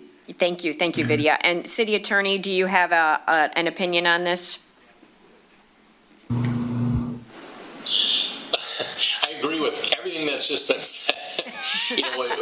When we first looked at it, my first inkling was to agree with Vidya, because if the use is allowed in a different district, then, and it wanted to be, and the intent was to allow it in CBD, then why wouldn't it say medical, professional or medical offices there? So that's a very compelling statement, because that's a good rule of construction when it comes to ordinances. And then when we went back and forth, Nick appropriately said, but that's not how we've done it, and there's very similar types of offices in the CBD already. So that relates a conflict, right? Is we might interpret it one way, but the city has applied it in a different way. And so Vidya and I spend a lot of time talking about this, and we see both sides of it. We really do, and Nick as well. There's ways that can be ways that we can move forward with it. It could be that the city, interprets that would allow this use based on its prior application, allowing for medical offices in that area. It could say, no, we're not going to do that, even if it's been allowed in the past, which has its own issues. But there's ways that it could be added to the ordinance to allow it, south of 2nd Street, for instance. There's ways to do that. It could be handled by a conditional rezoning to allow that the one that video is referring to, it's either 929 or 919 West University, is the one, the dentist office that we went through a conditional rezone process and allowed a portion of the building to be dental offices there. Or it could be considered a special project. It go through the special project analysis. So there's a lot of paths forward. We can only tell you what your options are at this point, because we see, and I don't want to speak for Vidya and Nick, but we see the arguments on both sides. We really do. Okay, thank you. Commissioners, I guess I would look to you in terms of your thoughts, any deliberations we want to have regarding professional services versus medical. Any additional questions, thoughts on this topic? Mayor, just so our interpretation, it's a professional office, because Vidya's professional service would be easier. That laser surgery, things like that are all over town. But we're taught there's another section, professional offices. I assume that's what they did. That's how the Atala building got built. That was in CBD, not 543, but Pine Street. So just make sure. Professional office versus professional service. Medical, it could be a professional office that's medical, but does that make it a medical use?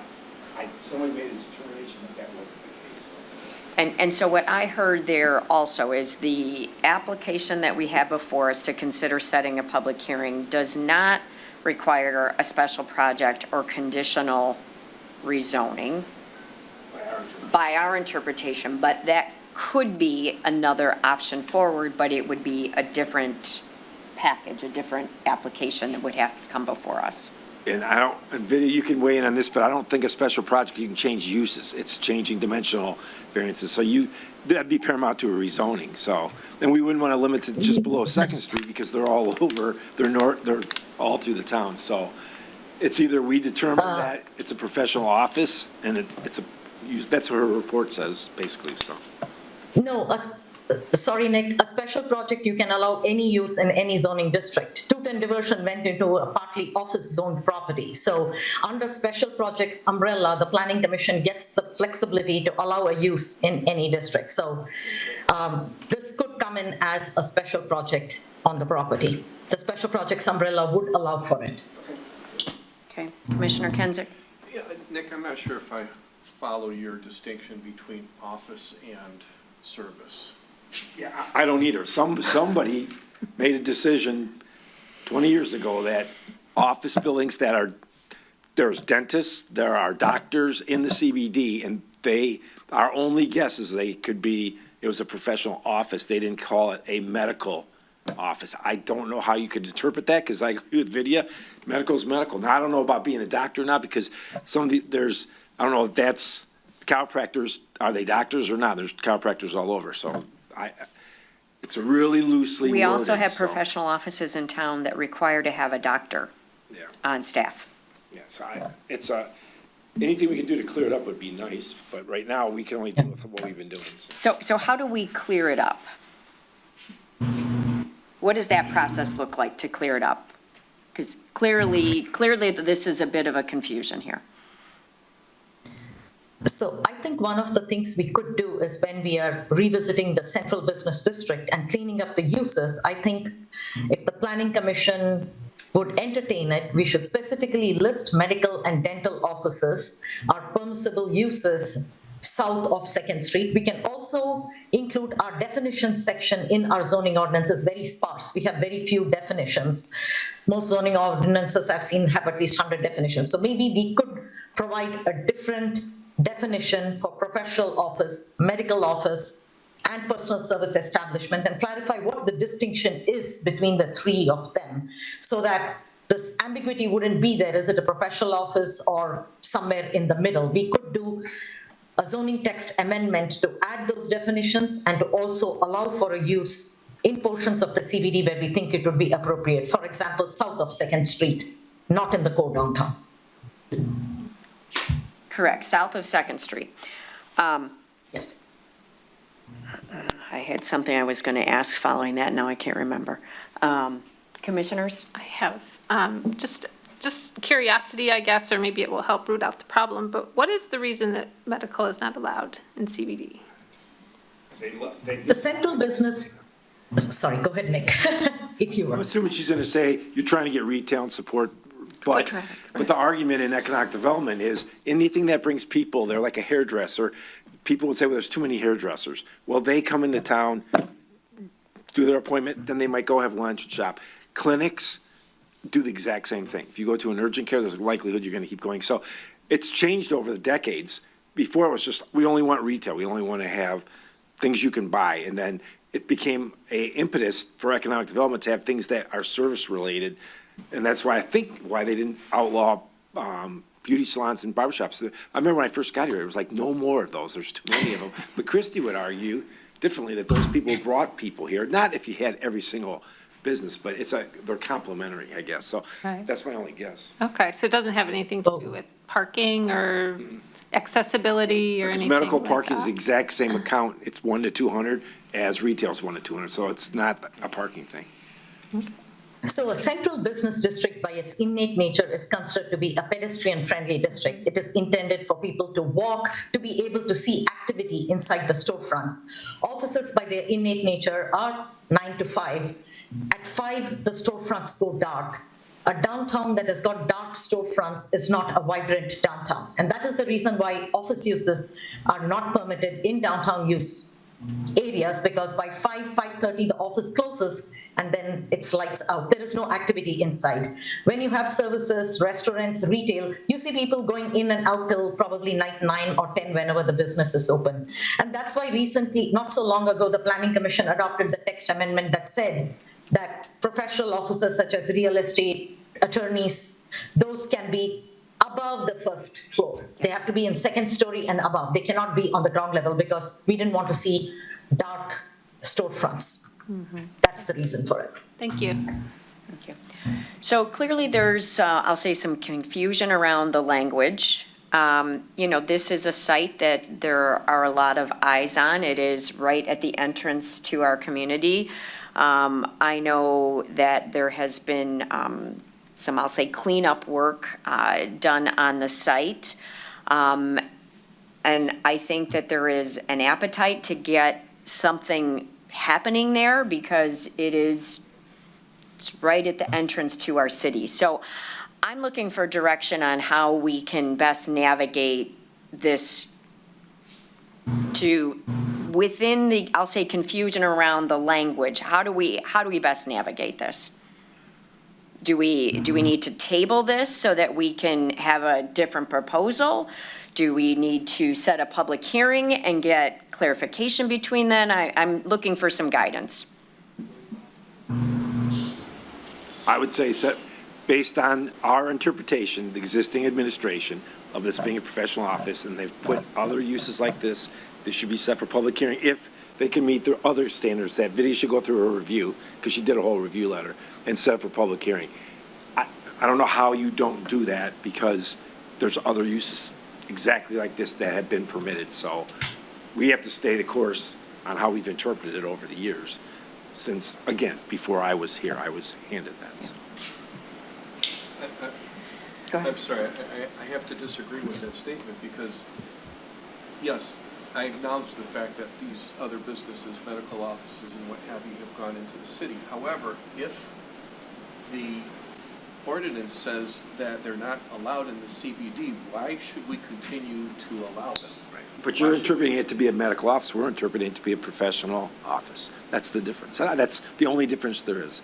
Somebody before us made that determination that these kind of uses, 134 Pine, the whole building says medical offices.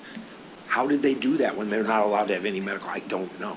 So we went back and looked at minutes. There's nothing that talks about it was a professional office. Maybe that's some of the buildings say professional offices of, and there's an attorney, or there's a doctor. So I wish I could explain it, but I don't. We looked everywhere we could to try to find a track down I it. So. appreciate that, but again, it's like, why should we continue on making the same mistakes or broadening the definition more than it should have been, that happened years ago. The other thing that I would like to offer is that when I was first appointed to the Planning Commission, I forget the name, but they took over Green's office supply. There was a lot of discussion about that being acceptable use. And as Vinnie had stated, the reason that business was kind of frowned upon is because it basically closes its door at 5 o'clock, it goes dark, and we're trying to promote, a vibrant downtown. Well, here we got another example where this business is going to go dark early, and it's just not going to promote the primary purpose of what we're looking for in a downtown area.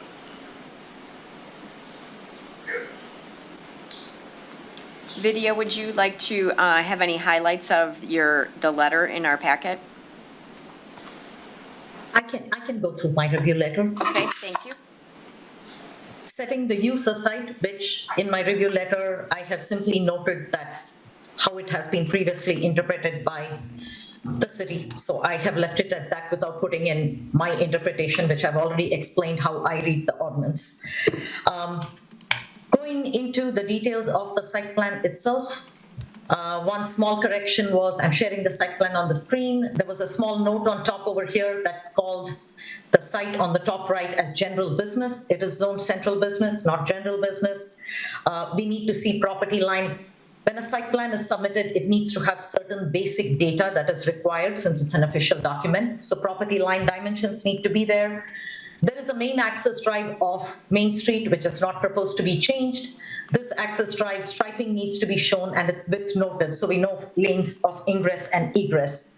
Now there is a 5-foot wide sidewalk connection shown here and then a concrete sidewalk. It is unclear if this whole stretch of sidewalk is at grade or if it is raised.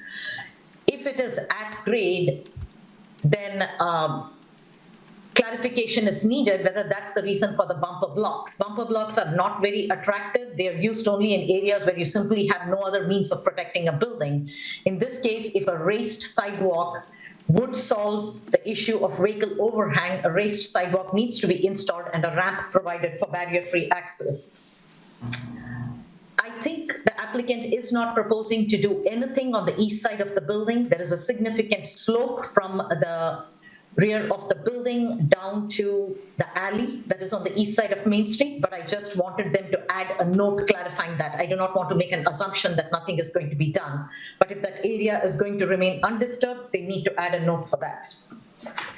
Proposed method of trash collection needs to be noted. I don't see a trash enclosure over here. If there is going to be private pickup, that needs to be clarified. If they intend to have a trash truck on site, or a truck coming in to pick up the trash, we need to know how it is going to circulate through the site itself. Now, based on the zoning ordinance requirement, the standard is the same for medical offices or for retail uses, 1 per 200 gross floor area. Based upon the size of the building, I do have to clarify, I'm sorry, I jumped ahead. This is the existing building in dark gray, and the crosshatch area is the proposed single-story addition. The applicant is building an addition towards the main street by bringing the building closer to the frontage itself. Based upon the total size of the building, the site requires a total of 16 parking spaces. The site plan shows a total of 20 parking spaces. I see only one handicap accessible space. Considering it's a physical therapy use, it is reasonable to assume that there will be many patrons who will come here who do have mobility challenges. Instead of providing parking over and above the ordinance requirements, providing additional barrier-free parking spaces would make sense for those who are disabled or who need extra assistance. Because of the size of the building, they do not require a dedicated loading area. Now, there is a written narrative that came with this building itself, and the written narrative said that no lights are going to be installed except soffit down lights. I'm sorry, it's jumping. But when you look at the elevation, there are gooseneck style light fixtures shown all over the place. Plus, there is a cut sheet detail for a gooseneck. So either fixtures are going in or they are not going in. The clarification needs to be made. There is a tree removal requirement and a tree preservation requirement in our ordinances. Now, the site does have some trees to the south side. These are merely shown as a bunch of circles. So we need the applicant to pick up from the existing survey and put in the trees that are actually going to be preserved over here. If any trees are going to be removed, and if any one of those are landmarked, those need to be clearly identified as well. Landscaping cannot be represented merely by circles. We do need to see a landscape plan. One of the biggest challenges I noticed is currently the site has got parking spaces that are right abutting the sidewalk on Main Street. There are bumper blocks provided here to prevent vehicle overhang onto the Main Street sidewalk. Now, the minimum required aisle width in our zoning ordinance is 24 feet. We have a 30-foot wide aisle here.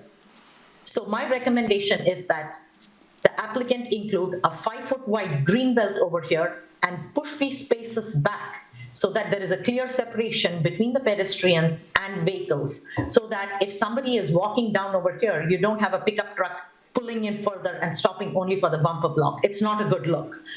Since the applicant has room on the space, a 5-foot wide green belt can easily sustain lots of ornamental grasses. They're really hardy. They look really good, and they screen the headlights also. So that design inclusion will actually greatly improve the appearance of the site. Now, the colored renderings that I scrolled to previously actually show planters on either side of the new entrance with the computer scrolling slowly. They show planters over here on the colored rendering. I want to make sure that if any planters are installed, those planters, I'm sorry, this computer is jumping. If planters are installed, they need to be shown on the site plan also, so that we know that there is adequate sidewalk clearance. Manufacturer's cut sheet detail of the planters also need to be provided. Some of the notes and the labels shown over here do not correspond. For instance, number 12 here points to a light fixture, but if you look at the legend on this side of the page, it says wall. So you need to make sure that your legend and the numbers correspond with each other for clarification. The plan notes that the awning color will be determined later, but the Planning Commission reviews awning colors also. So all of the proposed building material colors, awning colors need to be finalized before the proposal comes to Planning Commission, because once Planning Commission takes a decision, the applicant has to abide by whatever is on the approved site plan set. So as was previously discussed, the site has got prime view coming right off the bridge at the entrance to our downtown. The Planning Commission has reviewed multiple projects for this site, all of which were of really large mass. In comparison, the building that the applicant is proposing is very low-key. It's cleaning up the site, and it is a relatively non-invasive looking building. It's not so huge that it detracts from the downtown. It's a building you drive past on the entry into the core downtown itself. So if the Planning Commission finds the other question related to the use of the site satisfactory, you can go ahead and set this for a public hearing at your next available agenda. I'd be happy to answer any questions. Thank you. Any questions for Vidya, commissioners? Just logistical, so if we were to table this, would the applicant be able to come back and change the approach to maybe ask for a special project? Okay. This site used to be presumably a garage of sorts, and there's a lot of contamination. What needs to be done about that? Okay. Commissioner Stone?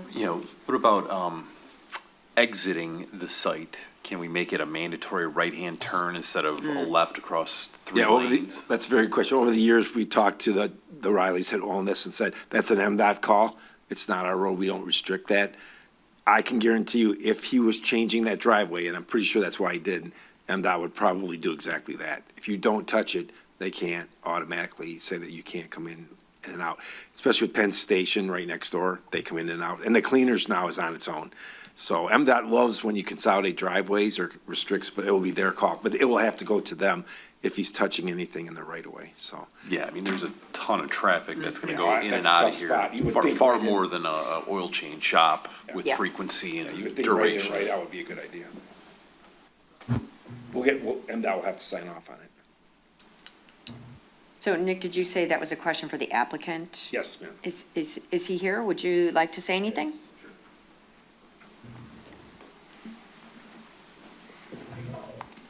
Hi, I'm Travis Riley. The contamination is primarily from the dry cleaner from our phase 1 and phase 2. It is in the soil.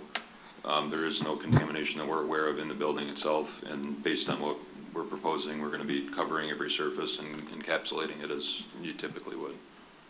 Okay. Mayor, if I may, and Travis, him and his father have owned this for a long time. Yeah. So they have been working with us, trying to find a way to put the two sites together. And the folks that owned the cleaners were in LA. And they held hard on their number. The Rileys held hard on their number. And we tried, a couple times we came close to make it happen, but you can remember the last time we saw this, to get the numbers that the two property owners were asking for and to develop it with the cleaning up of the cleaners, it was 3 to 4 million just to start.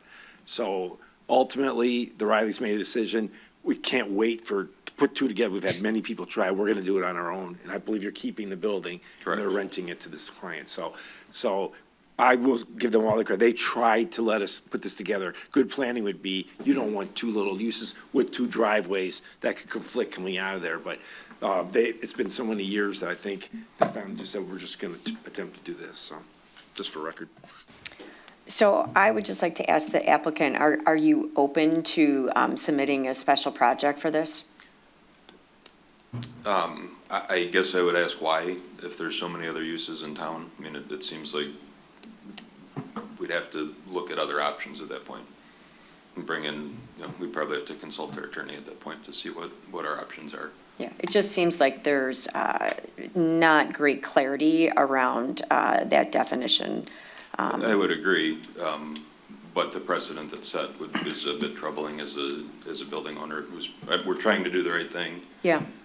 We've come with several projects. We've sold it to other people who've come with other projects, and at this point, we're trying to stay within the envelope of the property. We're trying to, the business owners that would be founding this are both Rochester residents. One is a gym owner, one is a doctor. So we're looking to enhance the community, and again, we're ready to pump a lot of money into this site, but would ask for some consideration to get this moving. Okay. Commissioners, any additional questions for the applicant?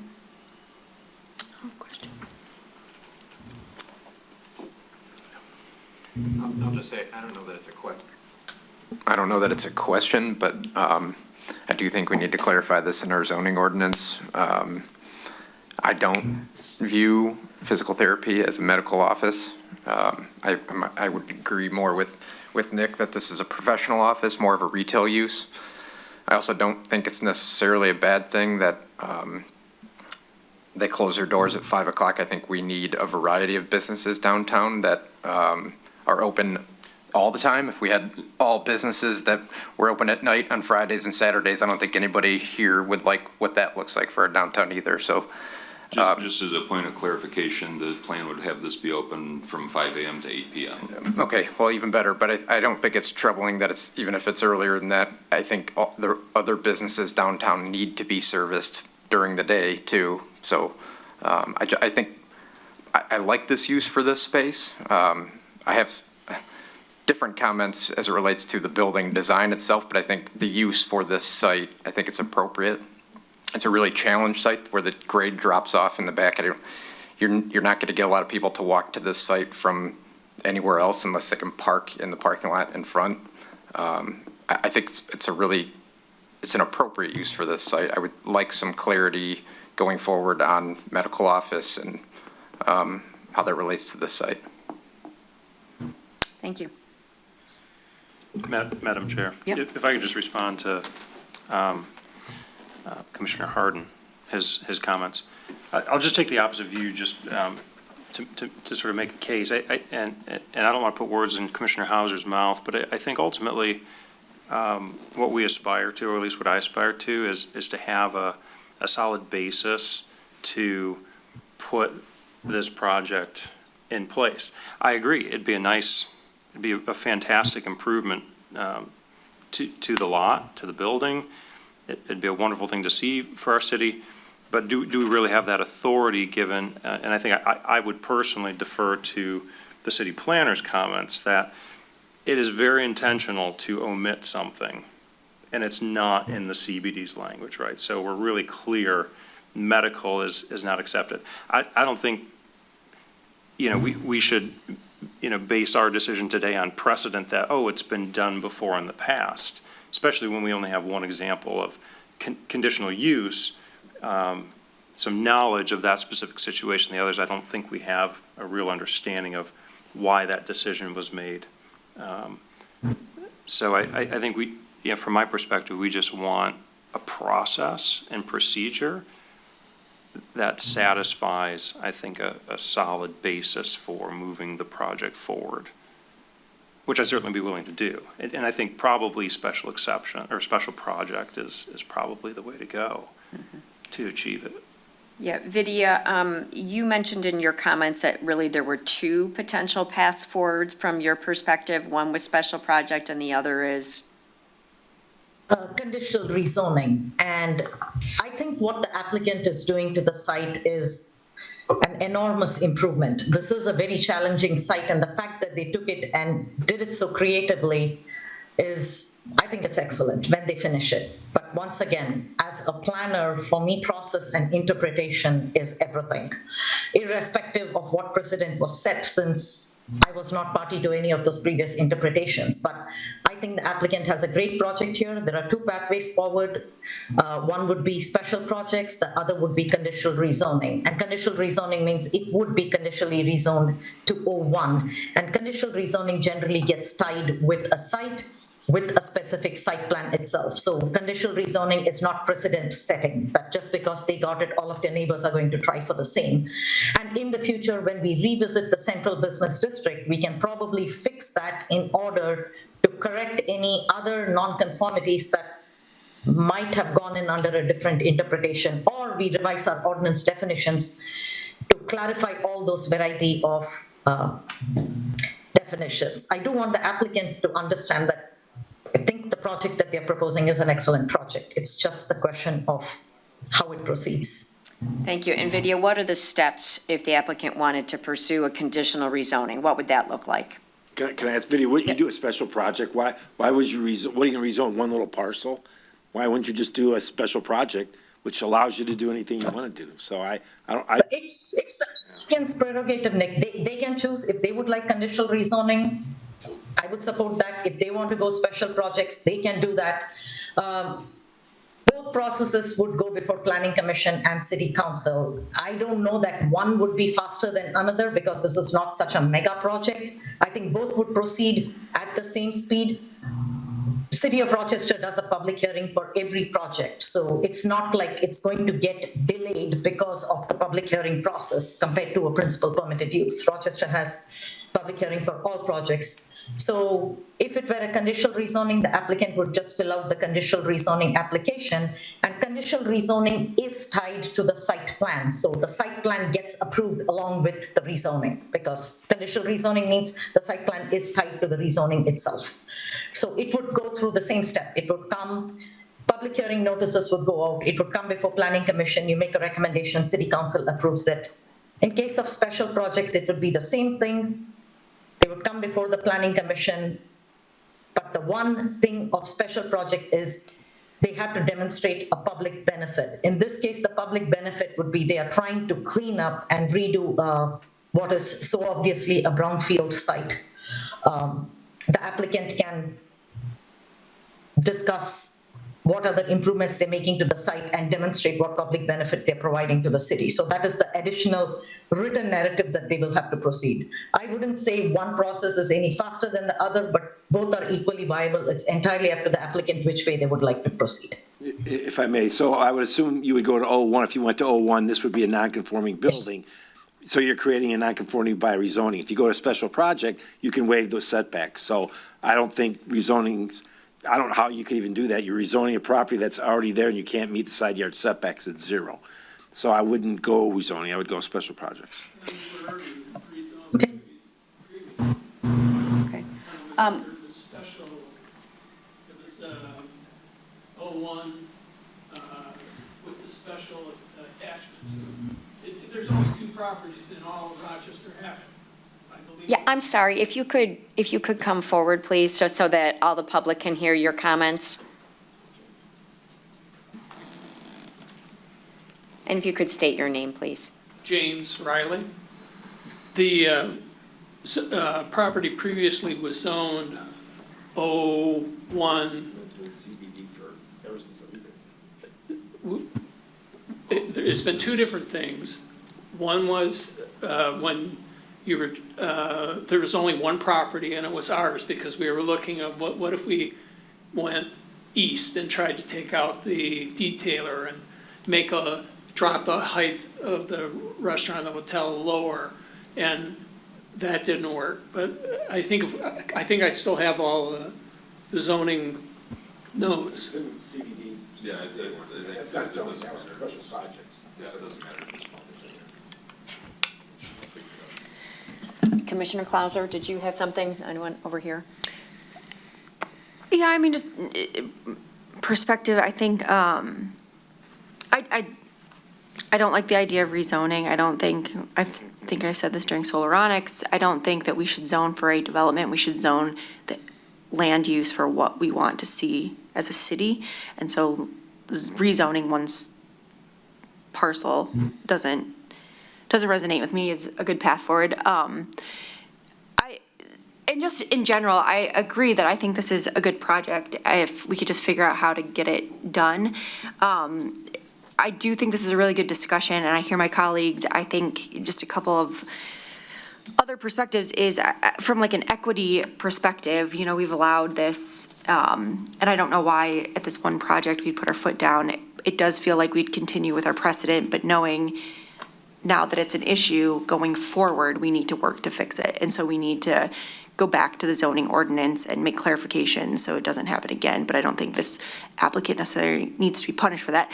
Again, making sure that everything we're doing is legal. But I'm inclined, like I said, to support. The other thing I would say is I also support it because I love the proposed renovation. I do think it's an improvement. I love reactivating existing buildings downtown, which aligns with our goals of preservation and revitalization.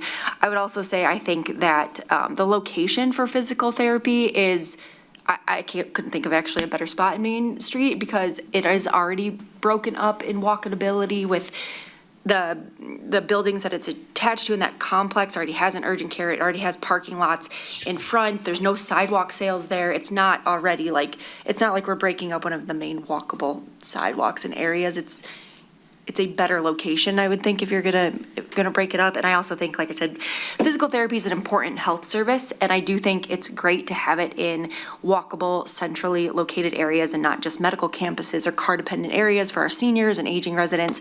So all those reasons I'm inclined, but I would also say, again, I'd want to make sure, we're doing it legally and equitably, and, yeah. So that's just perspective, initial thought. Very good. I reserve the right to change my mind after further discussion. Any woman would. Yeah. I think a special project would address a lot of folks' concern of like, that is a straightforward path forward. It will not add a day to the process. It would be it would just be a narrative that we would add. And that way you guys are covered. I think that's a good way to go. And that would not continue to do what we've done in the past until we get it clarified, so. It wouldn't add a day or a dollar. It might, yeah, we can waive even the special project fee because you're already here and he's already doing everything. So it should not do either to the developer. Thank you. So, Madam Chair. Yep. Logistically, maybe this is directed at City Manager. Would a motion include specifications to move to special project then? To schedule for a public hearing, then we'll go through the days, how long it takes to do all that. But it's no different than a site plan, so yes, it would be good. Okay, to include that language. And then, Madam Chair, I just have one. I remembered a question, since the applicant's still here, is I've noticed some work, the garage door bays are boarded up, there's a chain link fence there, and we were just talking about the property in downtown with stop work order. So I just wanted to know what's So I can going on. add to that. So he came in with the demo permit. Randy issued a demo permit. They've already pulled the proper things because we had code enforcement issues with it. It was either to do the code enforcement things that we'd have to take to court would be do what he's doing now. So Randy actually got plans and issued a proper demolition permit, so they did it the right way. Okay, great. So everything that they've been doing, they've asked to do and got Yes, permission. We've been in Thank full you. communication Thank you. with both of these guys. Lots of eyes on this property. So Commissioner Bachmann, was that a motion I heard? I will make a motion. Hold on, Vidya's Oh, waving. yes. Vidya's waving. Sorry, Commissioner Bachmann. Before you make a motion, I just want to add something on the record. I know the term precedent was stated multiple times, and Commissioner Clauser also mentioned it. The Planning Commission did not set the precedent. There has been no project that has crossed, at least in the last 15 years, across your desk that has received approval with this interpretation. So the Planning Commission did not set it. Yes, historically, there appears to have been such an interpretation made. So the reason why I am adding this on the record is I don't want the Planning Commission to give the impression that this applicant is being treated any differently than any other applicant who's appeared before you. The Planning Commission has never done that. You have always consistently treated every applicant as based on the ordinance itself. The interpretation came into play when there were buildings that did not need site plan approval, where it was merely a tenant change. So in those cases, the interpretation was made, but the Planning Commission did not actively set the precedent and is trying to treat property owners any different. So we will clarify that because the Planning Commission the record should not reflect that the Planning Commission is directing a different path to one project when they've done a different thing for another project. You have never done that, at least not on my watch. So just want to make that sure. Just to be fair, across the street, when we redid the Giorgio Center, Macaulay Chiropractic was in there. It's on the signs, it's in the parking count, so it was there, and the Planning Commission did approve that, just for the record. So, again, because the interpretation was that wasn't medical, it was already in the building, and they renovated it, and that did come to the Planning Commission. So it's not cut black and white. The Planning Commission did approve 134, not this Planning Commission, but years ago, the Planning Commission approved 134 to be a medical center. I don't know how. So I just want to make sure we're fair on both sides here. Thank you. Commissioner Bachmann. So to the applicant, given the statement from the city manager, not a day or dollar more, would you be willing to accept a special project? Yes, I'll work with Nick on that. Thank you so much. So I move to set a public hearing for the 120 South Main Development Project. Next available. At the next available Planning Commission date as a special project. Could I ask one more thing? So Vicky had some great, in her plans, she had some very constructive ideas about the landscaping, so we'd work together to try to do it. I love how she. Yeah, some came good up with advanced softening feedback. it. Yeah, so we'll do that too, and that will keep that on the same rhythm, so, okay. Thank you. Motion by Bachman. Do I have support? I will support. Support by Murphy. Any other discussion? I'd just like to say for my part, thank you for working with us. And, obviously you can tell a lot of very thoughtful comments tonight by the commissioners, and really, hope we can get this project underway following all those guidelines. It's needed right here at the entrance to the city. So, roll call, please. Salvia, Yes. Bachman. Yes. Clauser, Yes. Harden, Yes. Kenjuk, No. Murphy, Yes. Stone. Yes. Motion passes. Thank you. I believe we have one other item on our agenda. Before I get to that, I will just see if there's any other public comments this evening. Seeing none. The final item on our agenda is clarification of Planning Commission schedule change. In your packet, you have a memo from City Clerk Leanne O'Connor stating that for the November meeting, we need to move it due to elections taking place here in council chambers. So the first meeting in November will move from a Monday to a Wednesday. I meant to write down that date. Does anybody have that date? That is November 5th. So moving to November 5th. She asked respectfully that Planning Commission reschedule their November meeting from the first Monday to the first Wednesday, beginning in 2025 for the future. Right. So we always have elections. This room's always used, so. She has the 9 days before, that would be within that period. Is that in here? I just wonder if she thought about No, it would be after. We'd be meeting on the Wednesday. The election is Tuesday. it. The election's the second, third? Yes. The I'm 4th. sorry, I thought it was the next. Yeah. Okay, gotcha. Yeah. So Yeah, she's good by day. she made it so she could clean up everything beforehand. Sorry. Yep. Okay, And that's still pretty fast. that's very fast. Madam Chair, just Yeah. a question of clarification. Does that mean only the November Planning Commission meeting every year will be on the first Wednesday? Or is Yes. it all meetings No, are going to be on? Only November, due Only to November, elections okay. taking place in council chambers. Okay, Every November moving forward. thank you. And do we need a motion? I'll entertain a motion. So moved. Motion by Stone, A second? support by Murphy. Any other discussion? Jeremy? Salvia, Yes. Bachman, Yes. Clauser, Yes. Harden, Yes. Kenjuk, Yes. Murphy, Yes. Stone. Yes. Wednesdays in November. With that, any other miscellaneous comments, commissioners? Madam Chair, may I make one comment? Yes. So you had mentioned earlier that the city and the planner would consider how adult bookstores get into LI. Well, just to kind of tie what our work here tonight together, what we moved is adult bookstores, adult cabaret, and adult theater.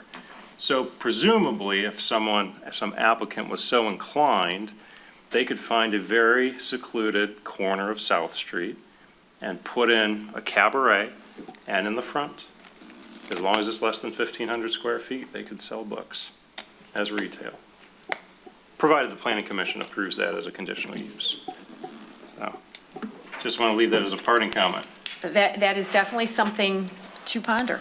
Yeah, I always thought that when you look at all that footages, 1,000 feet, 500, that you couldn't find a place in the CBD that would meet any of that, because there's something, I think it was almost trickily That's what I excluding thought, too. everything. I thought, so you're kind of, maybe the door was shut, even legally, they're allowed, but good luck trying to find that spacing. Some more We marijuana. kind of did that with hookah shops, if you remember, we made it so specific that, And oil wells. so anyway, I just wonder if you open the door for someone to figure that out, like you just said. so. Council can fix it Yeah, yeah, true. Well, yeah, I mean, if council feels differently. CBD is more beneficial in that vein. But it's a then- good comment to kind of bring all the perspectives, because, to me, that's a challenge of making a change like that on the fly. We didn't have a lot of time to really think that through. So, Madam Chairman, what I can do is I can get a GIS person to map out the boundaries of the central business district and put in those 100, 750 arcs and loops, put in the radius circles. We can see if by leaving it in the CBD, we are essentially zoning it out, then we leave it in the CBD. But if it can possibly fit in the CBD, that case, we will move it to the LI. So we have to do some mapping to see how the distances will work. But like Nick says, maybe it is in the CBD for a reason because it's already complying with those separation distances. So maybe I'll do some mapping to make sure it's the right move. I would appreciate that. Thank you. Yeah, that'd be great. Thank you. Any other comments, commissioners? All right, meeting adjourned. Good job, good job.